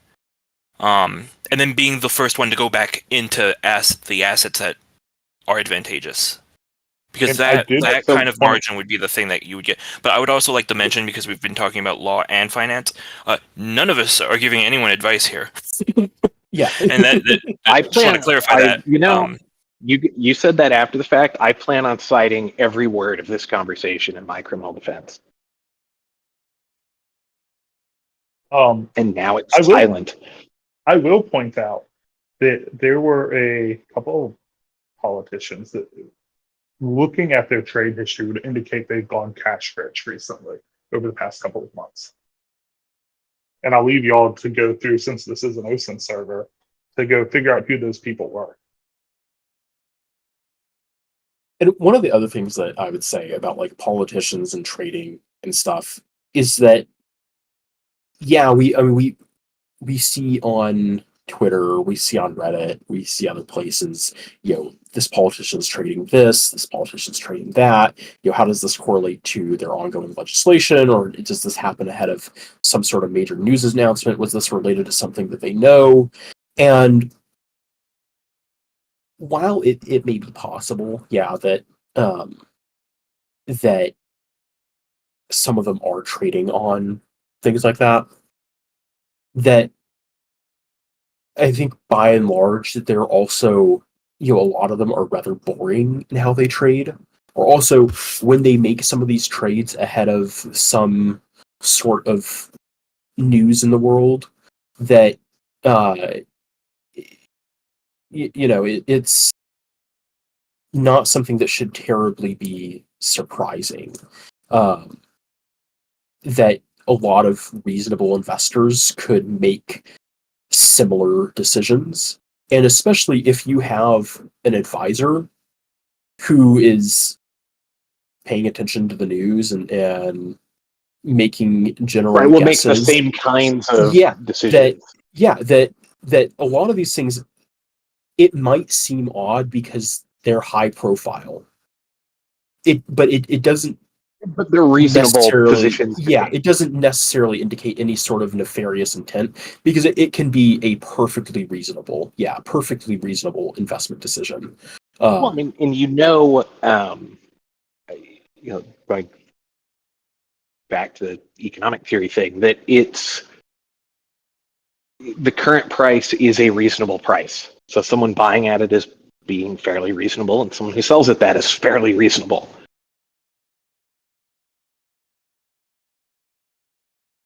So, Yeah. One of the things that's come up a lot on the server with just sort of like what people do is, people have retirement accounts and things like that where they're trying to figure out like, okay, this big thing is happening and the market's moving a whole lot and like what's next? And I think one of the things that's particularly frustrating in all of this is that, normally when you're working as an analyst, you're doing risk management, fund management, that sort of thing, you have some idea of what you would do in different hypothetical like scenarios. You'll have different theses that you'll use based on what the market's doing and those kinds of things. And this sort of goes back to that thing where because none of the education around that industry even contemplated this as an option, you have this sort of paralysis, both, in the space of like public analysts. I mean, even, people talked about Kramer earlier, and, he said everything from, prices are lower, it's a great opportunity to buy, to like everyone's screwed on Monday in like within 5 minutes. Yeah, I do want to talk about that in a second. I don't know if you want to wrap this part up, but Yeah, sure, we can do that. The big question of the day: how bad will tomorrow be? And I feel like I feel pretty safe saying that if nothing changes. Yeah. If you believe in completely efficient markets, we can answer that question right now. Okay. Let's take a look. Yeah, because I'm getting the feeling from what I've seen, from the way he's playing it as far as Trump and the tariffs, the way Navarro is talking, and the way the markets are acting, I could see us hitting a breaker tomorrow if nothing changes overnight because of the whole EU taking a stand on things ahead of futures. Now, the question is, will it crash that far before, will it be futures mostly? And will we see it in a couple of hours? That's another thing I'm wondering, because they're already talking about desks. So I pulled up futures options, which are currently trading. Oh yeah, you're right. Mm-hmm. And so this is very helpful. There is a 95% chance that the price will not go below 4,700 and won't be above 5,500. That's not real helpful, options traders.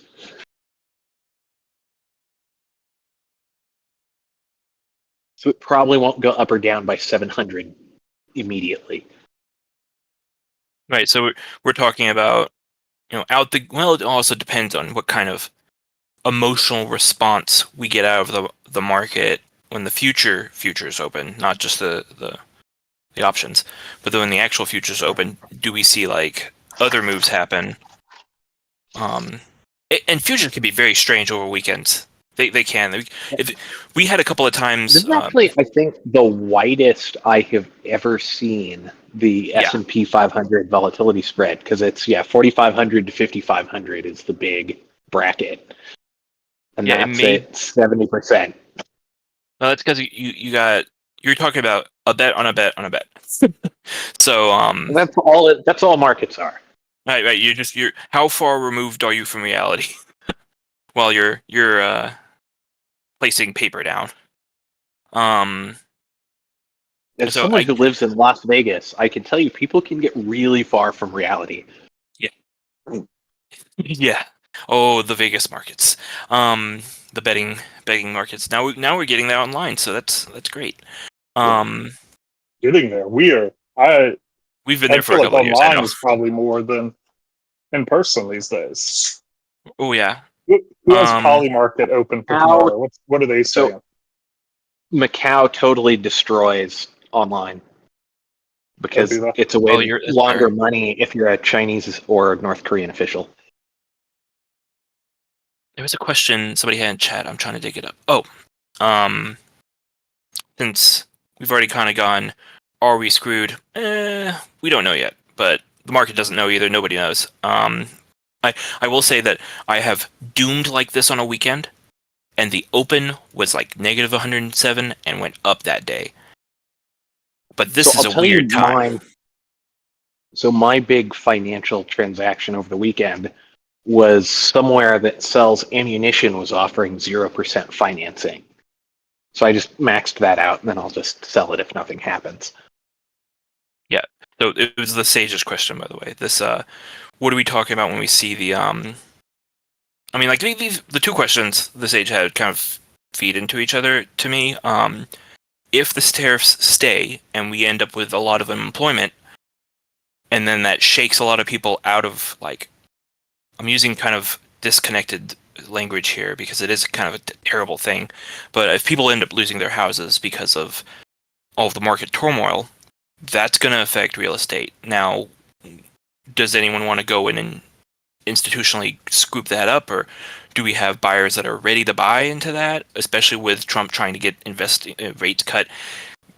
That there's a lot of things that could happen there, and commercial real estate is already weird, or at least And I'll move yeah, to, good. to Zach's point. No, you live in the NFT. I don't think I could fit. So real estate's gonna be an interesting one though, because it Oh, is your a house is the slightly NFT. it is a slightly more stable asset class.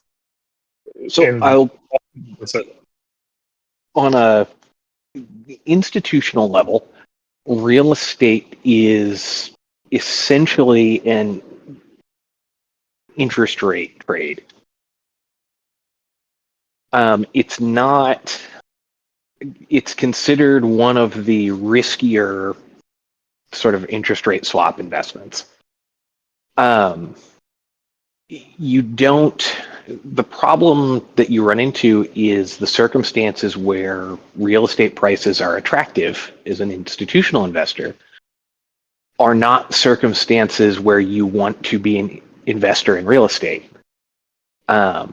If everyone loses their jobs or things like that, that means they're also doing things like not paying rent. And if you are, paying out an 8% note to pick up all this real estate, you really can't afford to let people not pay rent. So what tends to happen is on the risk side of things, companies have to reduce their exposure to that in volatility, or markets are going down or people are trying to sell their houses. Institutional investors really can't then pile into real estate because there's too much risk in it at that point. And so their back office people come back and just go, no.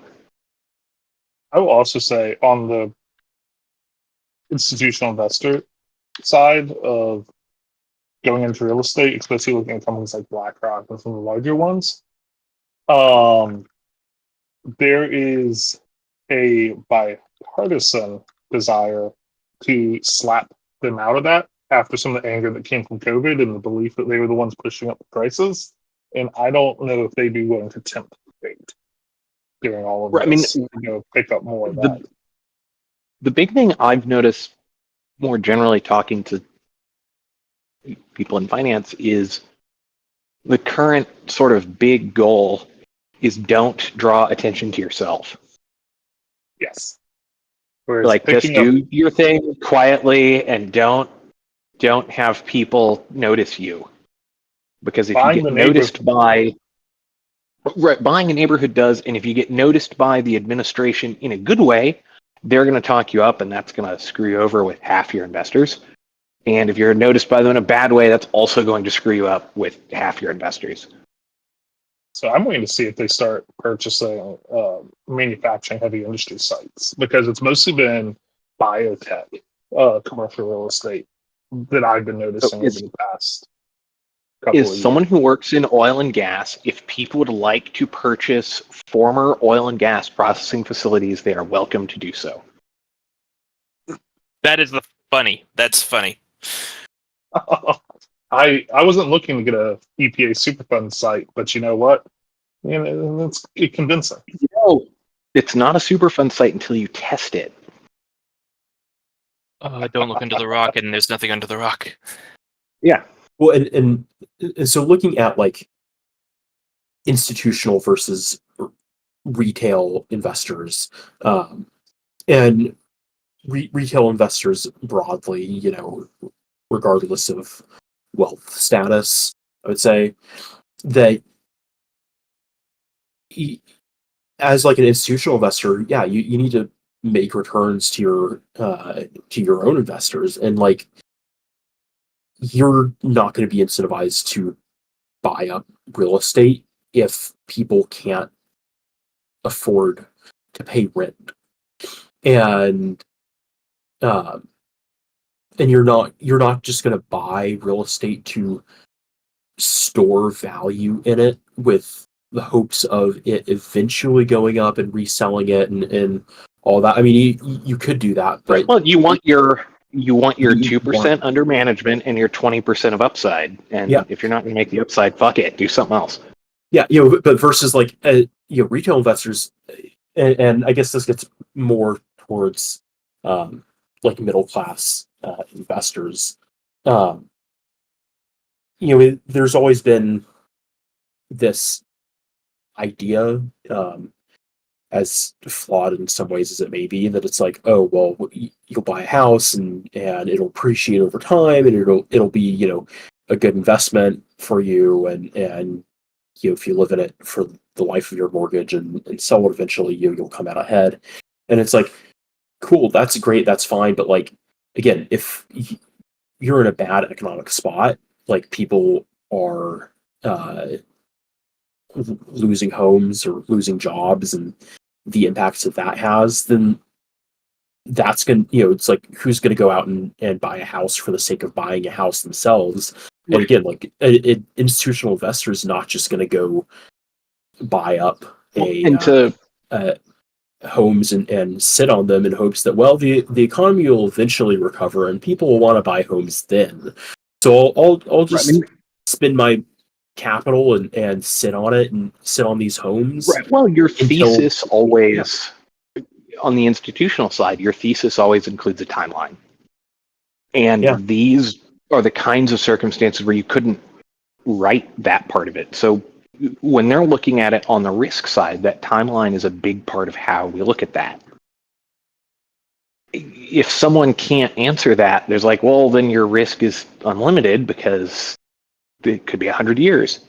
I mean, one thing I think that's underappreciated with something like, say, rent real estate is that when it becomes volatile for some reason, it becomes incredibly volatile. The example I use is and someone's going to like OSINT this into finding my old address, but the condo I used to live in Las Vegas originally sold for $1.1 million.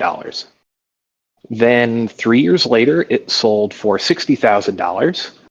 And then it sold for $200,000. And then long after I moved out of it, it sold for $500,000 and then $100,000. You know, so it's not, when real estate gets distressed, it moves a ton, more than almost any other asset class. Is that a Vegas thing? Because I've never seen real estate move like that here in Virginia. Outside of So like that- something what? that has clearly been damaged. That what- tends to be so. Sorry, say again. Oh, sorry, I was looking at the thread. I think I missed something. Go ahead. So Las Vegas tends to be more volatile than most because how much the economy here is driven by people's like discretionary spending. You see real estate in places like Las Vegas and South Florida and Southern California are the ones that tend to move that way. Where when it's in demand, it's super in demand, and when it's not.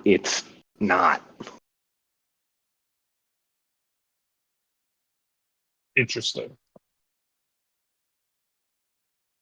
Someone brought up a good point.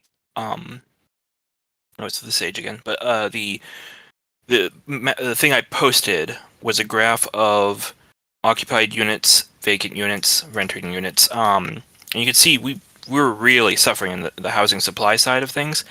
Supply costs and tariffs are not going to help that.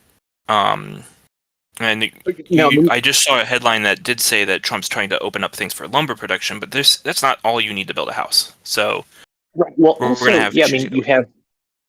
you have the tariffs which impact the things you make a house out of. Then you have the people who are going to build the house who are now, I don't know, sewing stuffed rabbit heads on stuffed rabbit bodies. I Right, actually right, 'cause we agree still with talk about Tony, this by shit. the way, that to me it's insane that we view like where people will live as a thing they invest on. That's Agreed. always just baffling to me because But you're normally so like I'm gonna go through this really fast because it's not really what we're talking about, but it's always fascinated me. Normally, when you invest, you try to come up with diverse investments that don't correlate real well to each other. When you purchase a house where you work, you make yourself incredibly exposed to your local economy. So, for example, if you buy your house here in Las Vegas, when gaming's doing well, your employer's paying you way more, your house is worth way more, everything's great. When gaming sucks, you just lost your job, you're totally underwater on your mortgage, and you and all your friends are totally broke. So it is baffling to me that that's viewed as an investment. That's why I have a bunch of farmland.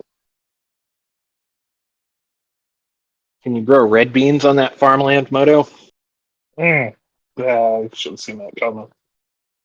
Red beans and chickpeas. I still owe red bean hummus. For people that aren't tracking, a long time ago, I thought red bean hummus would be a good idea, and I just haven't had time to get to an Asian grocery in about a year and a half to make said red bean and hummus recipe that I cooked up in my head. So if anyone wants to make it for me and let me know how it is, much appreciated. No, you don't get out of it that way.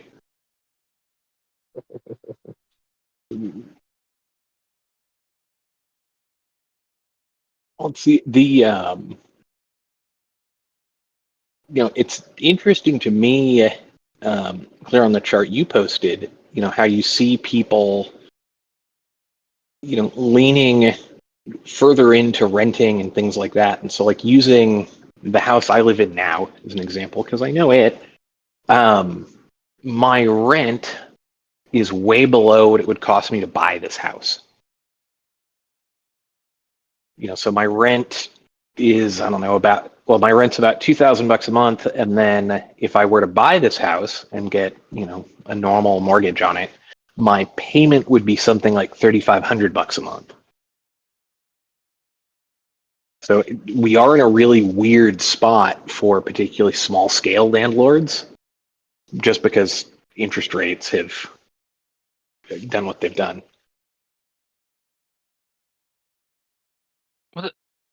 sorry, I had my dog start barking. But what's interesting is we do still have a correlation. Like we were in a bad spot after 2008, where renters were just skyrocketing past where the owners were.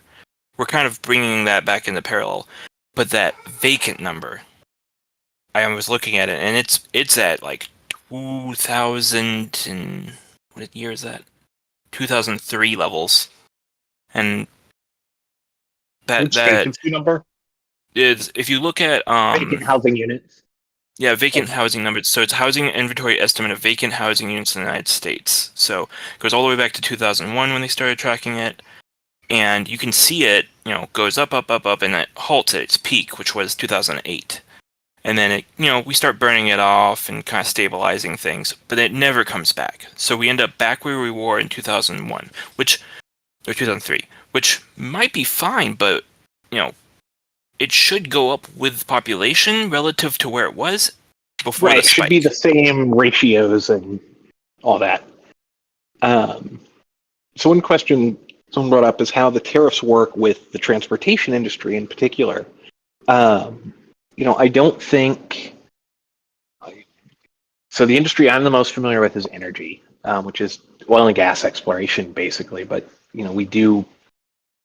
They all sort of turn into the same thing with moving products from where people, where you make them to where people want them. One of the things that in the tariff package, if you look at it, there are some products that are exempted from tariffs. One of those is oil and gas. And the reason for that is producing a ton of oil in West Texas does not get you gasoline in Vermont. And so a lot of the existing supply chains now that are balanced by essentially by international trade, because you're making something somewhere else. If you make something on the West Coast, it may be cheaper for someone on the East Coast to buy it from Europe. When you do the tariffs, you lose that. And so now you have this whole set of products that instead of going by ships, which are far and away the most efficient way to move things, you're moving them by trucks and trains and those kinds of things. And so I would expect over the near to intermediate term, you're going to see a lot of demand on transportation to sort of patch over these planning, these sort of logistical hiccups that companies will run into. For the U.S. making enough oil, the U.S. is a net oil exporter. So if you took all the oil the U.S. consumes and all the oil it produces, there's a surplus. The problem is it's not really in all the places that we want to use oil. So there's a huge surplus in places like West Texas and North Dakota, while there's a big deficit in places like the Northeast. And so that's generally handled by U.S. crude oil is shipped out from the Gulf of Mexico to Europe or Asia, and then in the Northeast, they import it.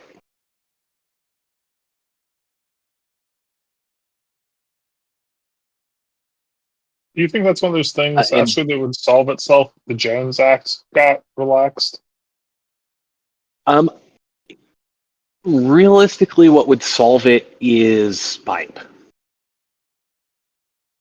That's Fair enough. far and away the most economic way to do it.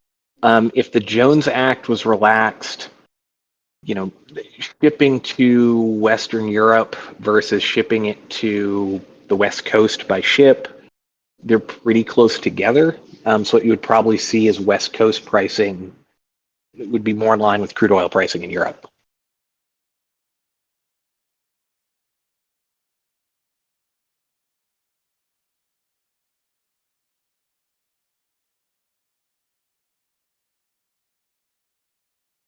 And for Iran, there are some particular sectors that are excluded. Like I said, energy is one of them. I'm not familiar with the others. I didn't go through that set of list. I just was told it's excluded. I have not had time to look at the full list yet either. So that's been one of the more interesting things. I glad to hear that energy was excluded. But I wonder if batteries have been excluded. That's one of the things I need to figure out. Because I don't know if y'all realize this, but most of our batteries are not made in the U.S. unless they are lead acid batteries. And That's anyone why that one tells of the me, drones I have can fly on lead acid.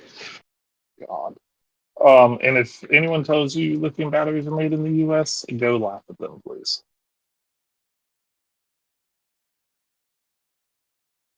I will say one of the things about the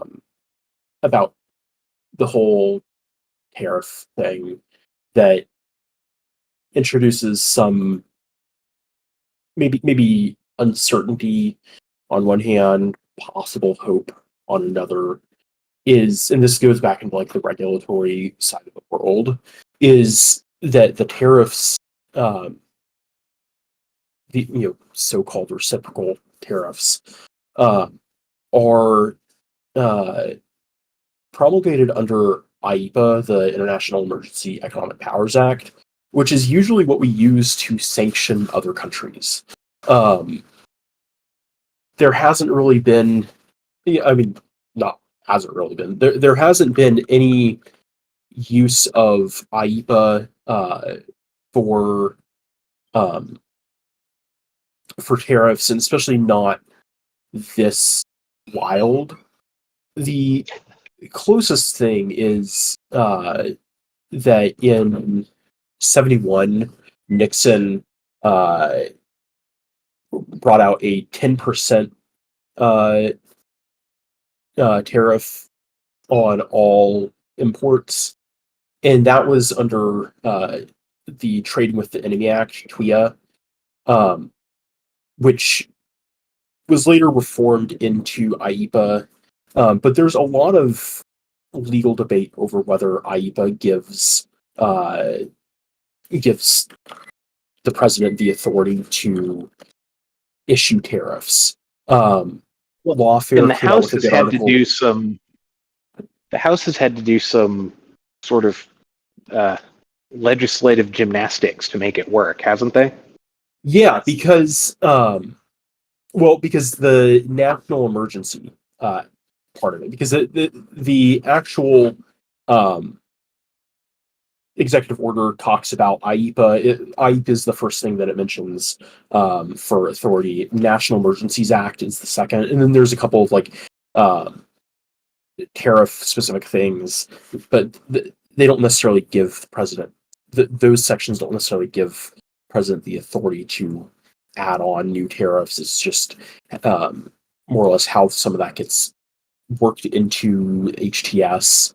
I believe IEPA is the Well, and big that's thing, but the National Emergency Act basically says that Congress uh, has to review this within a certain amount of time after the emergency is declared. I want to say it's 15 calendar days. yeah, that was. I think And the House had their thing where they just declared that. Well, it's one the day. rest of the year. Yeah, the rest of the year is one calendar day. Which so Congress isn't necessarily going to review this because the speaker doesn't want to put it on the yeas and nays of who's going to Right. who in the GOP is going to support the tariff. In a sense, by doing that, they have reviewed it.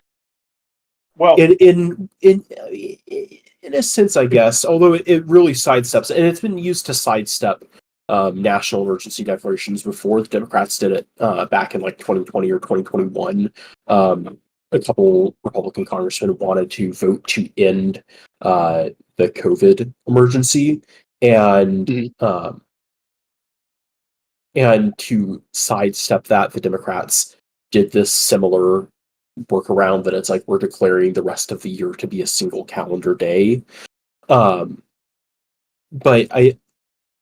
I'm surprised we haven't seen as many challenges yet to the tariff declarations. I think that Canada and Mexico weren't really being challenged much because of some of the uncertainty there, and that it was being delayed and all. We might see challenges soon to the reciprocal tariffs. Lawfare came out with a pretty decent article back at the end of January about like the case against IEEPA tariffs. And I personally find it pretty compelling. And the only issue is that it is that there was a court decision in the 70s following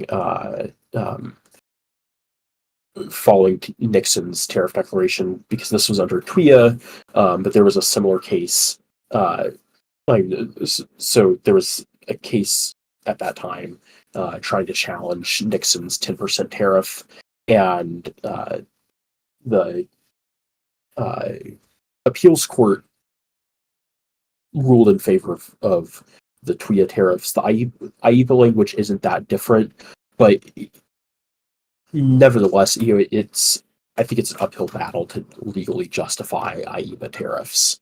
But that again introduces uncertainty, and I'm sure somebody will challenge the tariffs. Who knows what kind of actor they'll be, but for businesses, that it's like, does yeah, go the into. tariffs. Do you want to be the business that says that? Exactly. One, do you want to be the business that says that? Do you want that attention put on you? But also, it as much of I see it being an uphill battle to defend IEEPA tariffs. From a business aspect, yeah, your tariffs are going to impact your bottom line. You don't like it. Is it better that you shut up and take it and learn how to deal with it? Or are you going to try and fight it and then have the possibility of it being struck down? Okay, cool, I don't have tariffs anymore. And then all of a sudden it goes to an appeals court, and the appeals court says, okay, tariffs are back on, or no, they're off. And then maybe it goes to the Supreme Court. And so this just gets drawn out over such a long time that you could have injunctions and restraining orders and all of this that are pausing tariffs and putting them back on. And you just you might not want to deal with that as a business. And you might just be willing to say, this sucks, but I'm going to deal with it. There's a couple of things here that are going on that I just want to bring out. Constitutionally, the legislative branch has almost complete authority to create tariffs. They have delegated most of that to the executive branch. And so, better for worse, whether y'all might have some opinions on this, Speaker Johnson had the Congressional Budget Office, I think, or one of the other analysis groups within the House, do a report in early February. They published it late February, that explicitly outlines the current regime of tariffs that have been delegated to the executive branch. And it is broadly accepted that the executive branch in the current environment, in the current legislative landscape, can just go ahead and create whatever tariffs they want, and that will be fine. Enough of, it's sort of like the authorization for the use of military force. Yeah, until the legislative branch wants to start clawing some of that back. And we saw that recently with the Senate. So the Senate said, no, we are going to start clawing some of this back. And enough Republicans jumped to join the Democrats to possibly put a stop to the tariffs on Canada. And now they're going to have to take that up for a vote, I think, in the next couple of days, if that hasn't already happened. But I think the other question there is, the legislative branch could act against this if the desire to do so, pressured to do so. Yeah. One of the other problems I see, though, is Apogee, just really quick. From a business perspective, no individual business would be suicidal enough to take this on. You would likely see it come through an industry group. Well, and yeah, one of the things that I think a lot of this also leads into is if the idea of limiting trade in this way through tariffs doesn't work legally, my expectation would be that the administration simply uses other methods to get to the same place. There are a lot of ways to be protectionist. And There are, but there won't be many other ways they can use to generate revenue the way they want to. right, well, and they lose that sort of budget item that allows other things to happen.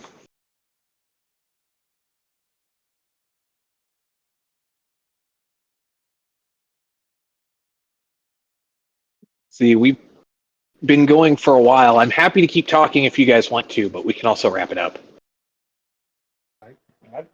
I said earlier I could go for days. We can make Cory Booker look like an amateur. We'll just run Because- Florida out of hard drive space. That's the plan. Look, I mean, as long as people have questions or something, like, happy Yeah, I mean, about it. yeah, it is interesting, you know. Sage mentioned that it's nice to know that, okay, like, people who know about some of the finance stuff are also just utterly baffled by it. And that's, yeah, you know, everyone is confused.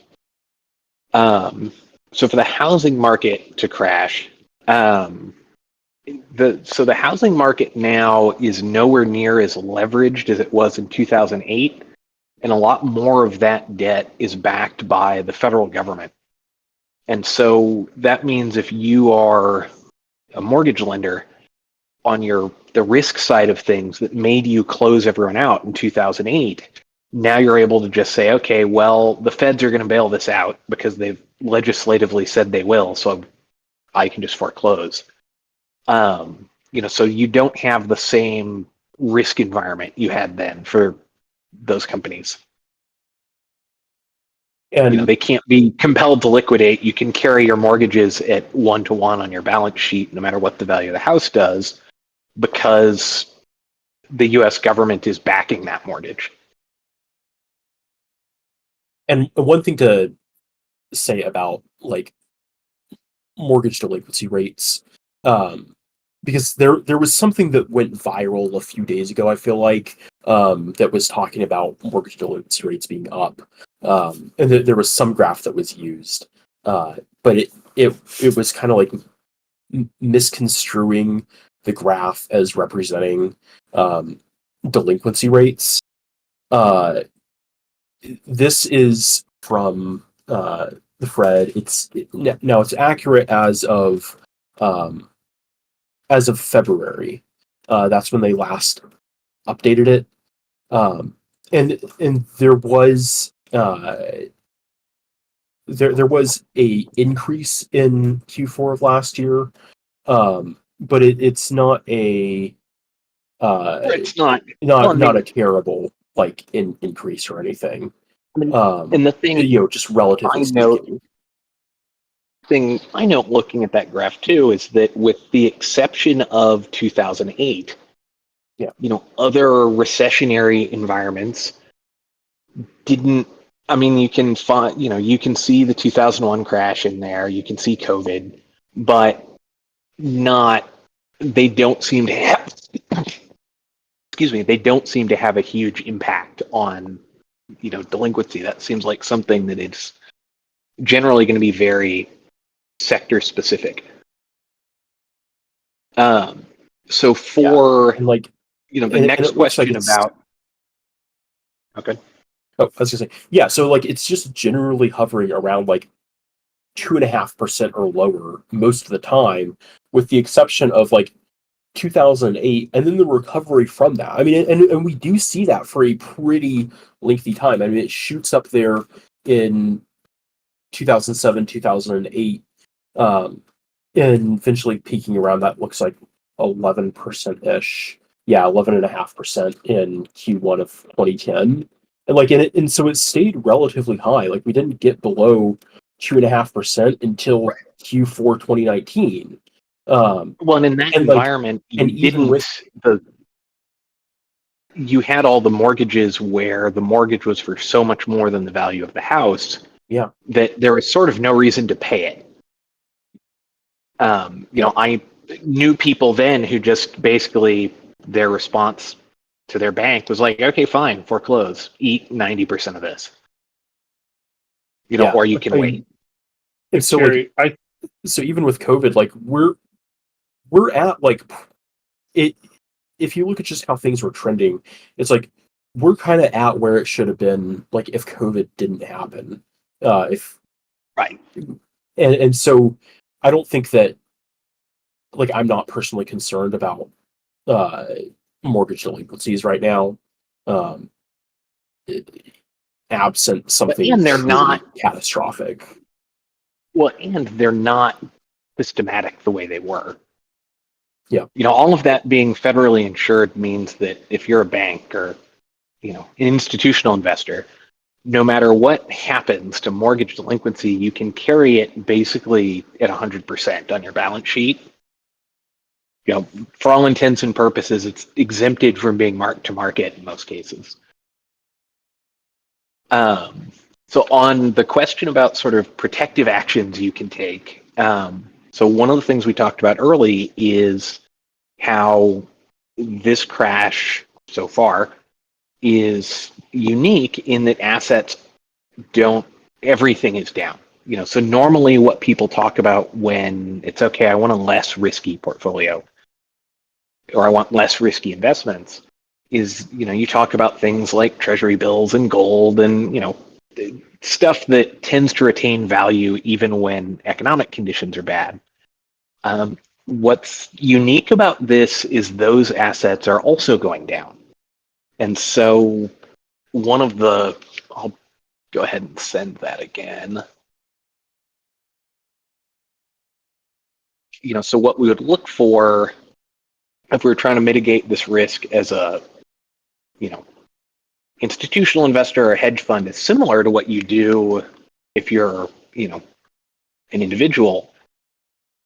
But what we would look for would be, which things in this set of data aren't correlating with each other. And that would tell us, okay, here are different things that can hedge our risks.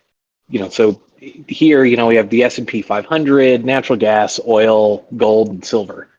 Normally, silver sort of sits in the middle because it's used industrially.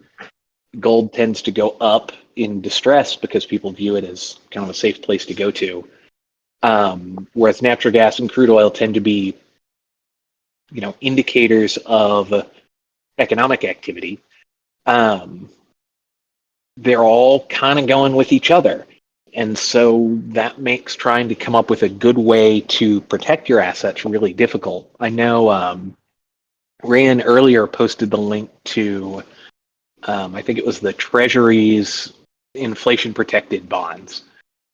Those are probably some of the only things that are somewhat protective for this. So far, those aren't inflation protected assets haven't been outperforming non-inflation protected assets in this environment, which is a little weird. And it just kind of goes back to that everyone's kind of selling everything. The upside is you can't really do that indefinitely. At some point, that pile of cash has to go somewhere. And that's, what we will probably see on Monday is where that allocation is. I do want to back up for a second. The Kiri, whatever, the fish with the fun glasses, profile pictures. I believe it wasn't delinquency rates on mortgages that were going up, but I do believe delinquency rates on revolving lines of credit are starting to tick up and have been for a while.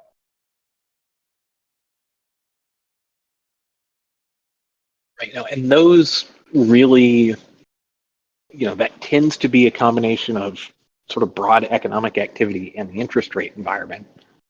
One of the things that the Fed has said in the past is that they don't exist to bail out government policy. And so I think if we see massive inflation or something like that from this, we'll see them, we're not going to see them hold interest rates down to try and preserve economic activity. I think what we'll see is them push rates up to try and control inflation.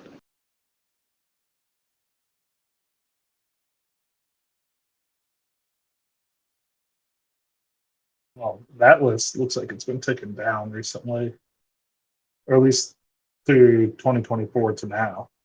Wonder what it's done the past couple of days.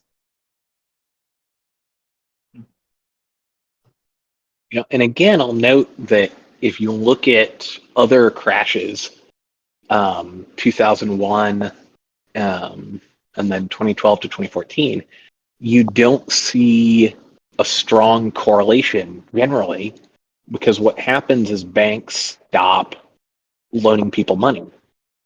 So even though consumers have less cash and don't pay, banks make it harder and harder to get credit, and so that tends to help pull those delinquency rates down.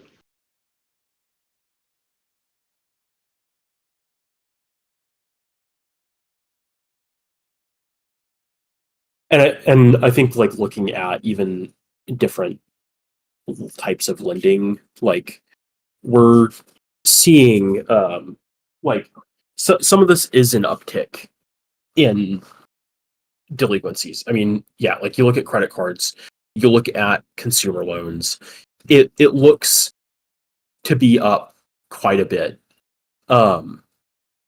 And in particularly a very short amount of time, and I think some of that's due to inflation. But I still have a hard time reading that all of a sudden means we're going to have some sort of like market crashes or anything along those lines. Well, You know, these tend to be fairly trailing indicators. On the business side Yeah. of things in particular, your bonds going into default or being delinquent is kind of the end. When you hit that, that's when the company is insolvent and being liquidated. So they do tend to also be pretty trailing indicators. So I don't think things like delinquency would even reflect much of anything after Trump was elected.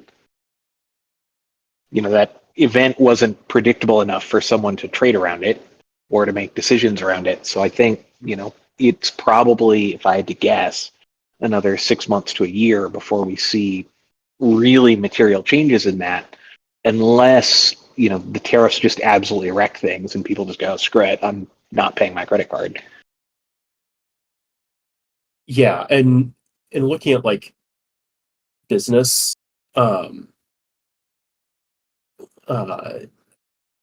the delinquency rate for business loans and for commercial real estate loans, like they're starting to tick upwards a little bit more.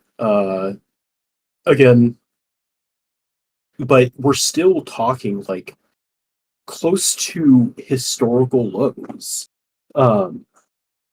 That pre-COVID for commercial real estate was, it looks like an all-time low. And or sorry, no, actually Q3 2022 was the all-time low for commercial real estate delinquency. Like, but almost right before that was Q4 2019.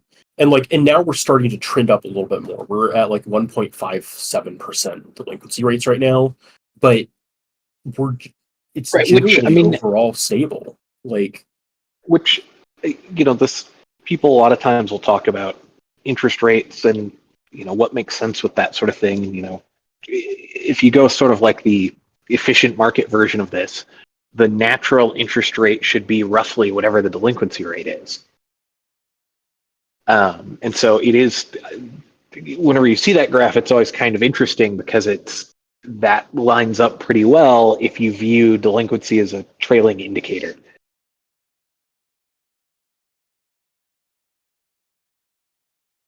I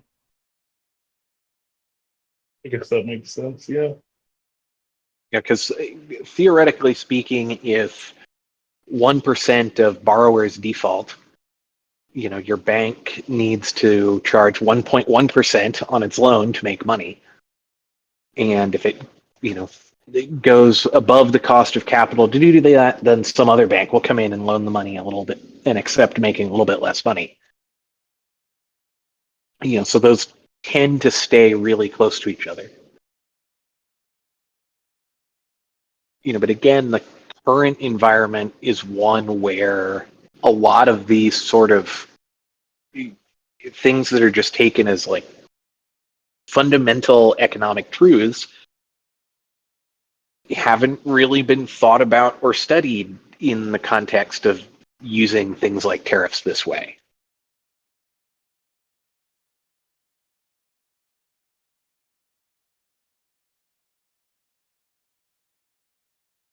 If we do this for too much longer, the futures market will open, and then we get to talk about that. So I was going to say that we're starting to see markets open in the Middle East, and they're coming down fast. I've got.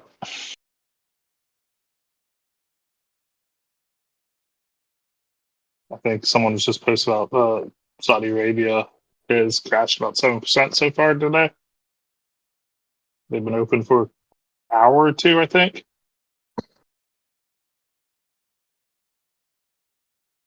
Now there's a little interesting because Saudi Arabia, Dubai, markets like that tend to be very energy dependent for obvious reasons. And so, they tend to track very, very closely with what crude oil does. I think oil and gas may be one of the sectors that other countries realize they actually have a stick to hit the U.S. with, just because the U.S. is the largest exporter of petroleum products.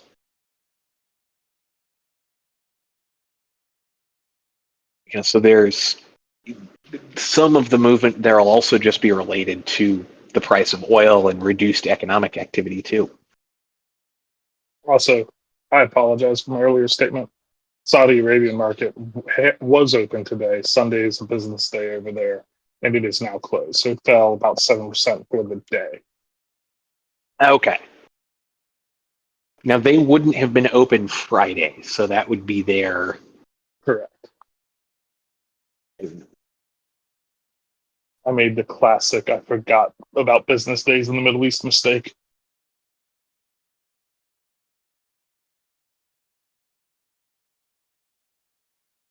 I don't know, Ari. My egg prices still haven't come down too much, but I own my own chickens, so I have set costs there.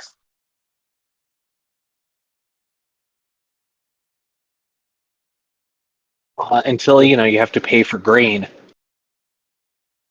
It was an acre of land for 6 chickens. They can eat well.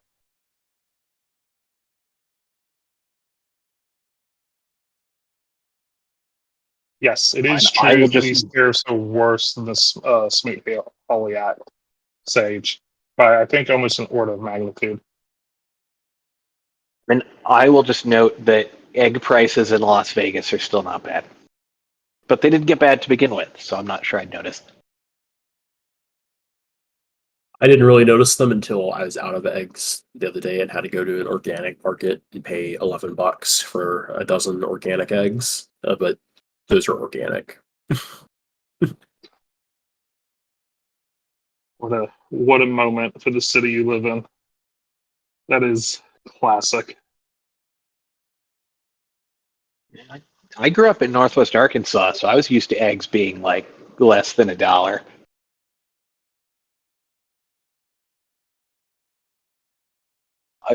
I do question how many eggs people consume, though. A dangerous thing to question on this server. We have a couple individuals who are proud of their 30 to 40 eggs a day.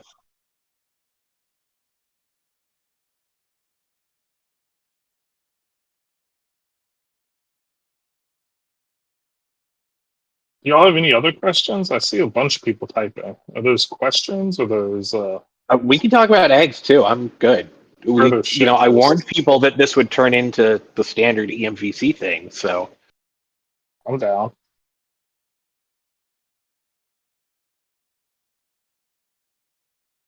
The real question is chicken egg markets have been rising. What about like duck eggs or ostrich eggs? We've seen any movement in those markets as people have looked for alternative egg products. Unfortunately, I cannot pull up a futures market on duck or ostrich eggs. Really? I'd be surprised if there wasn't one over in the EU somewhere or Asia for those, at least for duck eggs.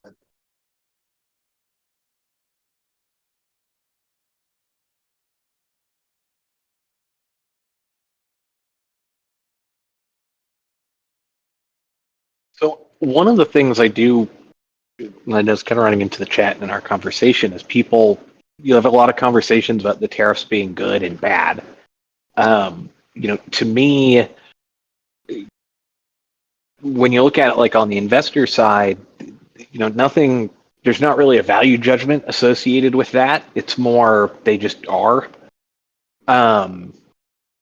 They introduce a lot of volatility, and it's really obvious that markets don't know how to trade this.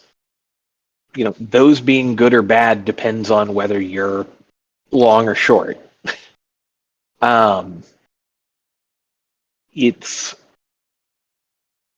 They're definitely very unorthodox as far as ways to try and manipulate the economy.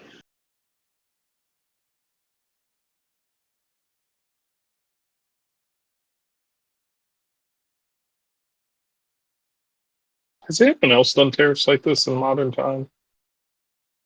A I mean, not like this. developed country. Has any Western country done tariffs over 10%? The closest, the only thing I can think of that would be, you can come up with some. The problem is when that's happened, it hasn't been, the country wasn't developed at the time. Like, this goes back to sort of like that economic thought thing where no one, there's kind of a no one does this. You can look at Japan, like I said, in like the early 70s. A couple Latin American countries have done similar kinds of things. It quickly evolved into something else. In the case of Japan, it led to a big industrial expansion, which was then leveraged into a bunch of other things. In Latin American countries, it tended to just kind of blow up. Like, you didn't see it over time because they couldn't sustain it.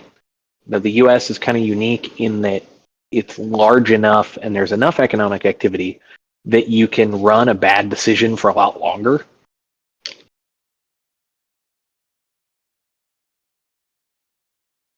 So there's not really one that occurs to me where you have a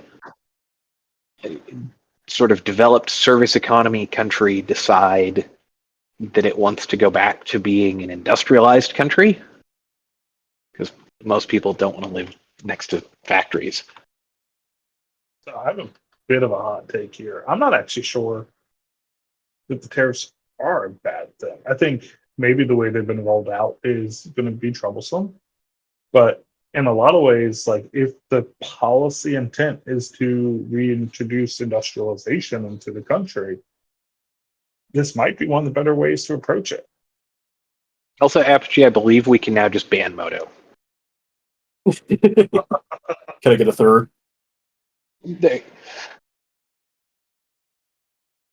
So, to me, when you talk about them being good or bad, it's, it depends on what the effect that the administration wants to achieve is. I can't think of an effect they could want that would be best served by the way they're doing this. So to me, it's, if they're trying to bend people over a barrel and force them to the table to negotiate, this might work.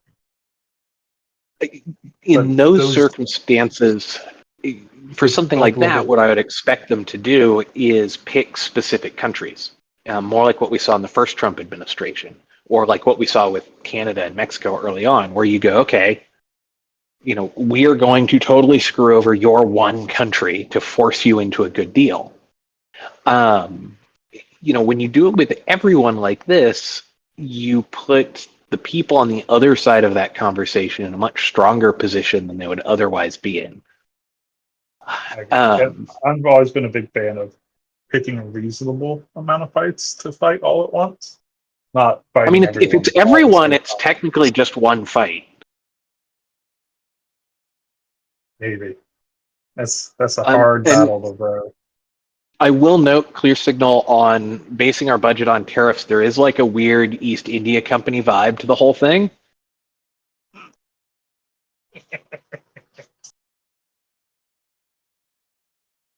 Like, this whole conversation would totally fit in like early to mid 1800s, like sort of towards the end of European countries with colonialism and protectionism with each other and industrialization. Fit great then. I mean, my issue with that, basing the budget on tariffs, is what you're doing is you're betting against your policy working at that point. Because what you're saying is, oh, we're going to continue to import things because we can't possibly make these things here in the United States. So we're going to base our entire federal budget around these perpetual imports that are going to happen, which seems to be betting against their intent. Well, and what you would, it's kind of like one of the examples I use is taxes on things like cigarettes going towards, say, state healthcare, where if you raise that tax high enough to where people stop, like quit smoking, then you have less money for healthcare. You know, or the Oh, thing you're going with, after one of my favorites. you know, or things like, you know, the gas tax and electric vehicles, where, okay, if you make that too high, then you don't have any money to maintain roads with. Okay, I can actually speak to both of those very authoritatively. So here we go. I will say I'm a huge fan of vice taxes funding public health, especially when it is As tailored someone to from Las funding- Vegas, go to hell. Yep. Especially when it is tailored towards any sort of like funding the cessation campaigns for those objects. So if most of the cigarette tax is going to funding cigarette cessation, I'm totally fine with that because those should kind of correlate with one They another. should correlate. Yeah, the amount of money Yeah. you need to spend on getting people to quit should be roughly related to how many people you want to get quit. And then with gas tax in particular, really unpopular opinion. So we'll see how chat likes it. But we've kind of moved beyond. Gas tax made sense in an age where it was cheaper and Everything easier used without gas. technology. Well, and you could do it at the pump. You didn't have to do it on the individual vehicle. But everything these days is so connected and so networked, it wouldn't be unreasonable to expect a road use tax to be plausible these days. So You just have you're to- telling me that my 2003 Honda Accord needs to live forever. I'm telling you that when it goes in for the yearly inspection, which you would need to implement in a state with a road use tax, they could record the odometer and send you the bill. I move states every year. Got it. Okay. But electric vehicles in the increase in fuel efficiency is putting a strain on transportation budgets as it's no longer covering what's needed to maintain the infrastructure. Yep. Well, I mean, it's kind of, there are a lot of things where when you have that disconnect, it's, you don't, you ideally want your sort of taxing mechanism to be connected to how much you expect to spend on something. Yes, I'm a huge proponent of making sure your budget and your revenue is in line with your policy goals and ensuring that they're not working against one another. Well, I mean, I think that's, you know, going back to the tariffs, that's one of the big disconnects is there's not, you know, Trump doesn't have like a really strong ideology. You know, he's not someone where you can say, oh, okay, this is like the intellectual school of thought that's being followed here, and you can use that to kind of work around it. It's really how each of these things seem to strike him on an individual basis. Well, ultimately, he has to go back to Congress and get them to grant him the authority to generate revenue in this way. So what he's done is he's jumped Or the gun and said, this is the way we're going to do it. But Congress hasn't allocated what happens with those funds or how they're used yet. well, and you don't really have. One of the things we've seen with a lot of things with Trump is that if Congress elects to not do anything, it's a lot different. You know, there's a vast amount of authority in inaction. And I think that's one of the things we're seeing with the tariffs is, Congress, if it felt politically inclined to do so, could come out tomorrow and say, yeah, no, we're not going to do that. And it just wouldn't happen at that point. But as long as Congress doesn't feel inclined to intervene that way, the president has a vast amount of authority to do all kinds of different things like this. Yes. But he does not have the authority to spend all the revenue that's going to come in from tariffs yet. I wonder, and I don't know it at all, but I do actually wonder what happens if, okay, Congress does nothing. And so now you have this revenue coming in from these tariffs. Where does it go? I don't know how that works on the federal level. In a lot of states, it might go into a rainy day fund of some sort until they decide what to do with it, or it could Right, just be figure rolled it in out. another account. Yeah. But I don't. If the federal government does have a rainy day fund, it's useless given our debt. So yeah, I mean, you do run into things where by Congress not acting, you do end up with a lot of things where you can't, Trump can do things like institute the tariffs, but can't then spend the money in a way that might mitigate some of the negative effects of the tariffs. And so, that's the other risk here is that you do this and, say the tariffs are upheld, but there's not enough of a majority in Congress to actually use it on anything in particular. You can end up with what would normally mitigate some of the harm would either be, the reduction in income taxes or increased federal spending where they use the money for something. Those things don't really happen until Congress decides to get involved. And once they decide to get involved, then they have to be kind of on the record about what they think about this. Yeah, And so I think that's something. I think that's something that'll be interesting to see how that plays out over the next couple of months.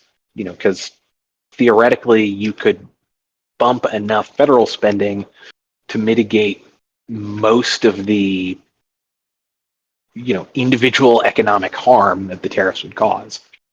With all of the messaging around reducing spending and reducing government waste, there's zero appetite to increase federal spending to create new departments. I think the only path forward here in a sticky situation is going to be to take it out of income tax.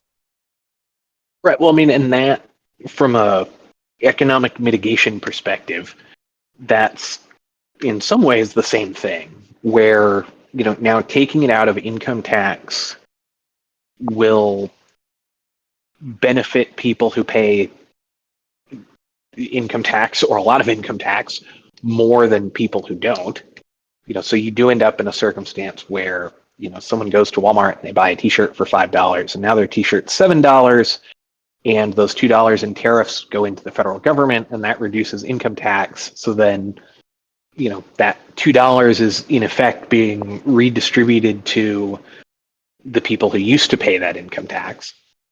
And that's ideologically something I could see, Trump being okay with. So, Tony, you point out a good point. In Project 2025, there is a mention of a sovereign wealth fund.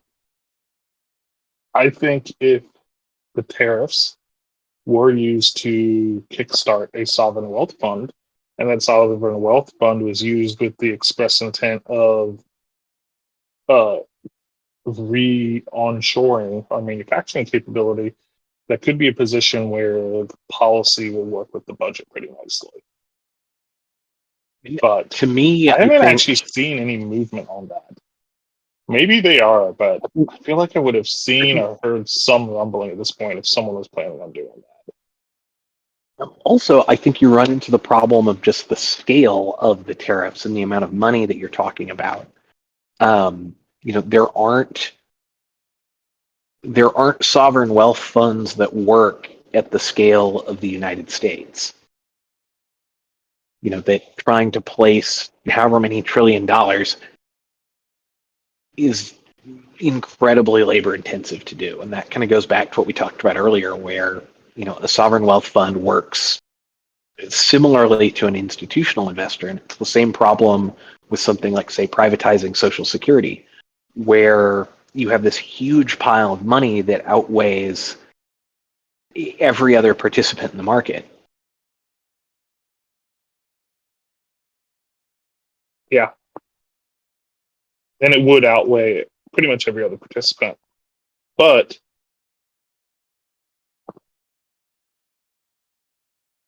yeah, they might go to use it on things.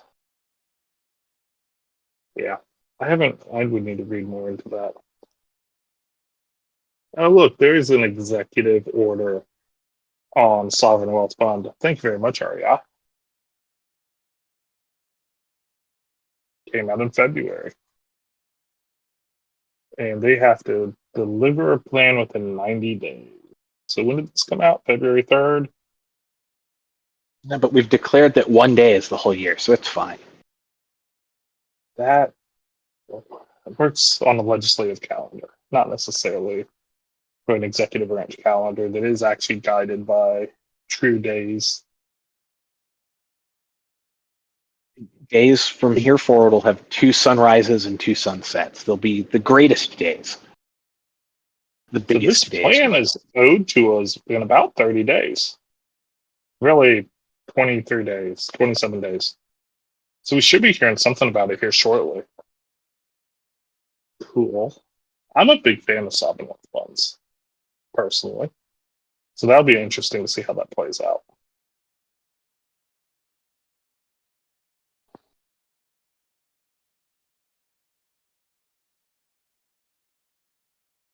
And I mean, and to be fair, several states already have sovereign wealth funds. Which state has a sovereign wealth fund? Virginia does. Alaska. Texas has 2, actually. Interesting. And it's separate from the pension fund, state pension fund. It is. So Texas has the permanent school fund and the permanent university fund. So the permanent school fund, it funds public schools, so primary and secondary education. It also trying to think if it funds any state universities. It does. But the permanent university fund funds the UT system and the Texas A&M system. It doesn't fund any other state universities. So some of those in the school fund, you also get things like community colleges and things like that. So in Texas, those 2 funds primarily exist to deal with oil and gas revenue off of state lands. So when you drill an oil and gas well, you lease the land and you pay, generally between about 5 and 25% of the revenue from the oil goes to the landowner. If the landowner is the state, then generally a state that has a large quantity of that, like Texas or Alaska, has those structures for that kind of thing. In Alaska, you have the state itself, mental health trust, SERI, organizations like that. In Texas, it's mostly the schools. There's also Scottish Rite Hospital, which does a bunch of community medical care stuff. But it tends to be resource extraction states that do that.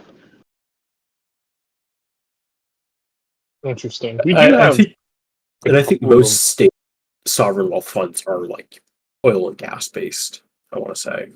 or at least some sort of natural resource.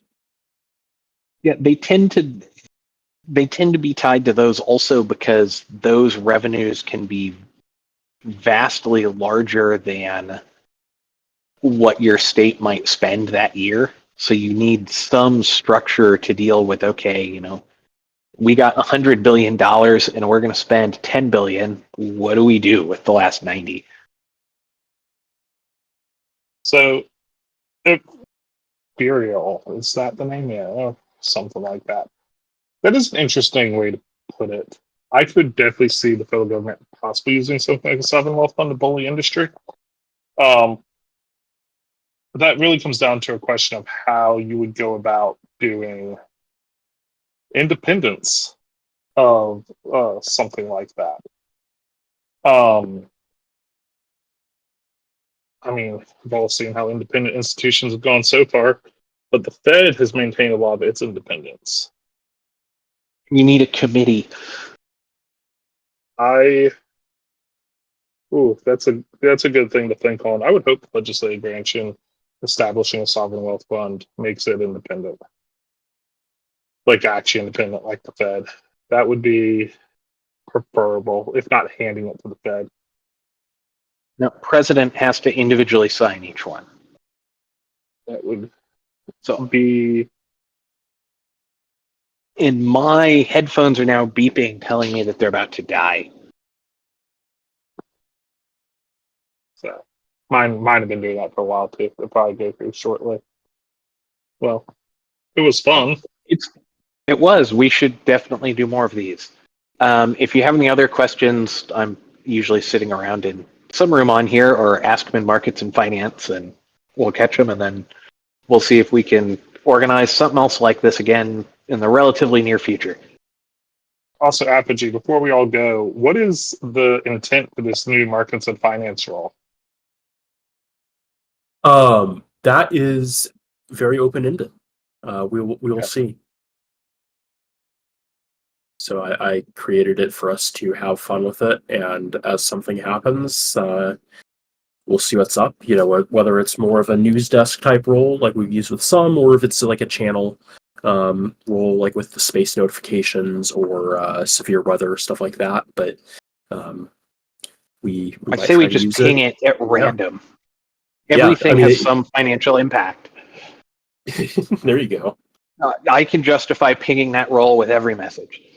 I could take a picture every morning of a gas station, gas prices at some station, and ping everybody with it, and see what happens. I'll take a picture of the strip because it shows discretionary spending. There you go. All right, it's been fun. I'll talk to you guys later and hopefully get to do another one of these. And it was fun to get everyone's kind of feedback as we went instead of our usual mild echo chamber thing in EM voice chats. Yeah, thanks everybody for joining.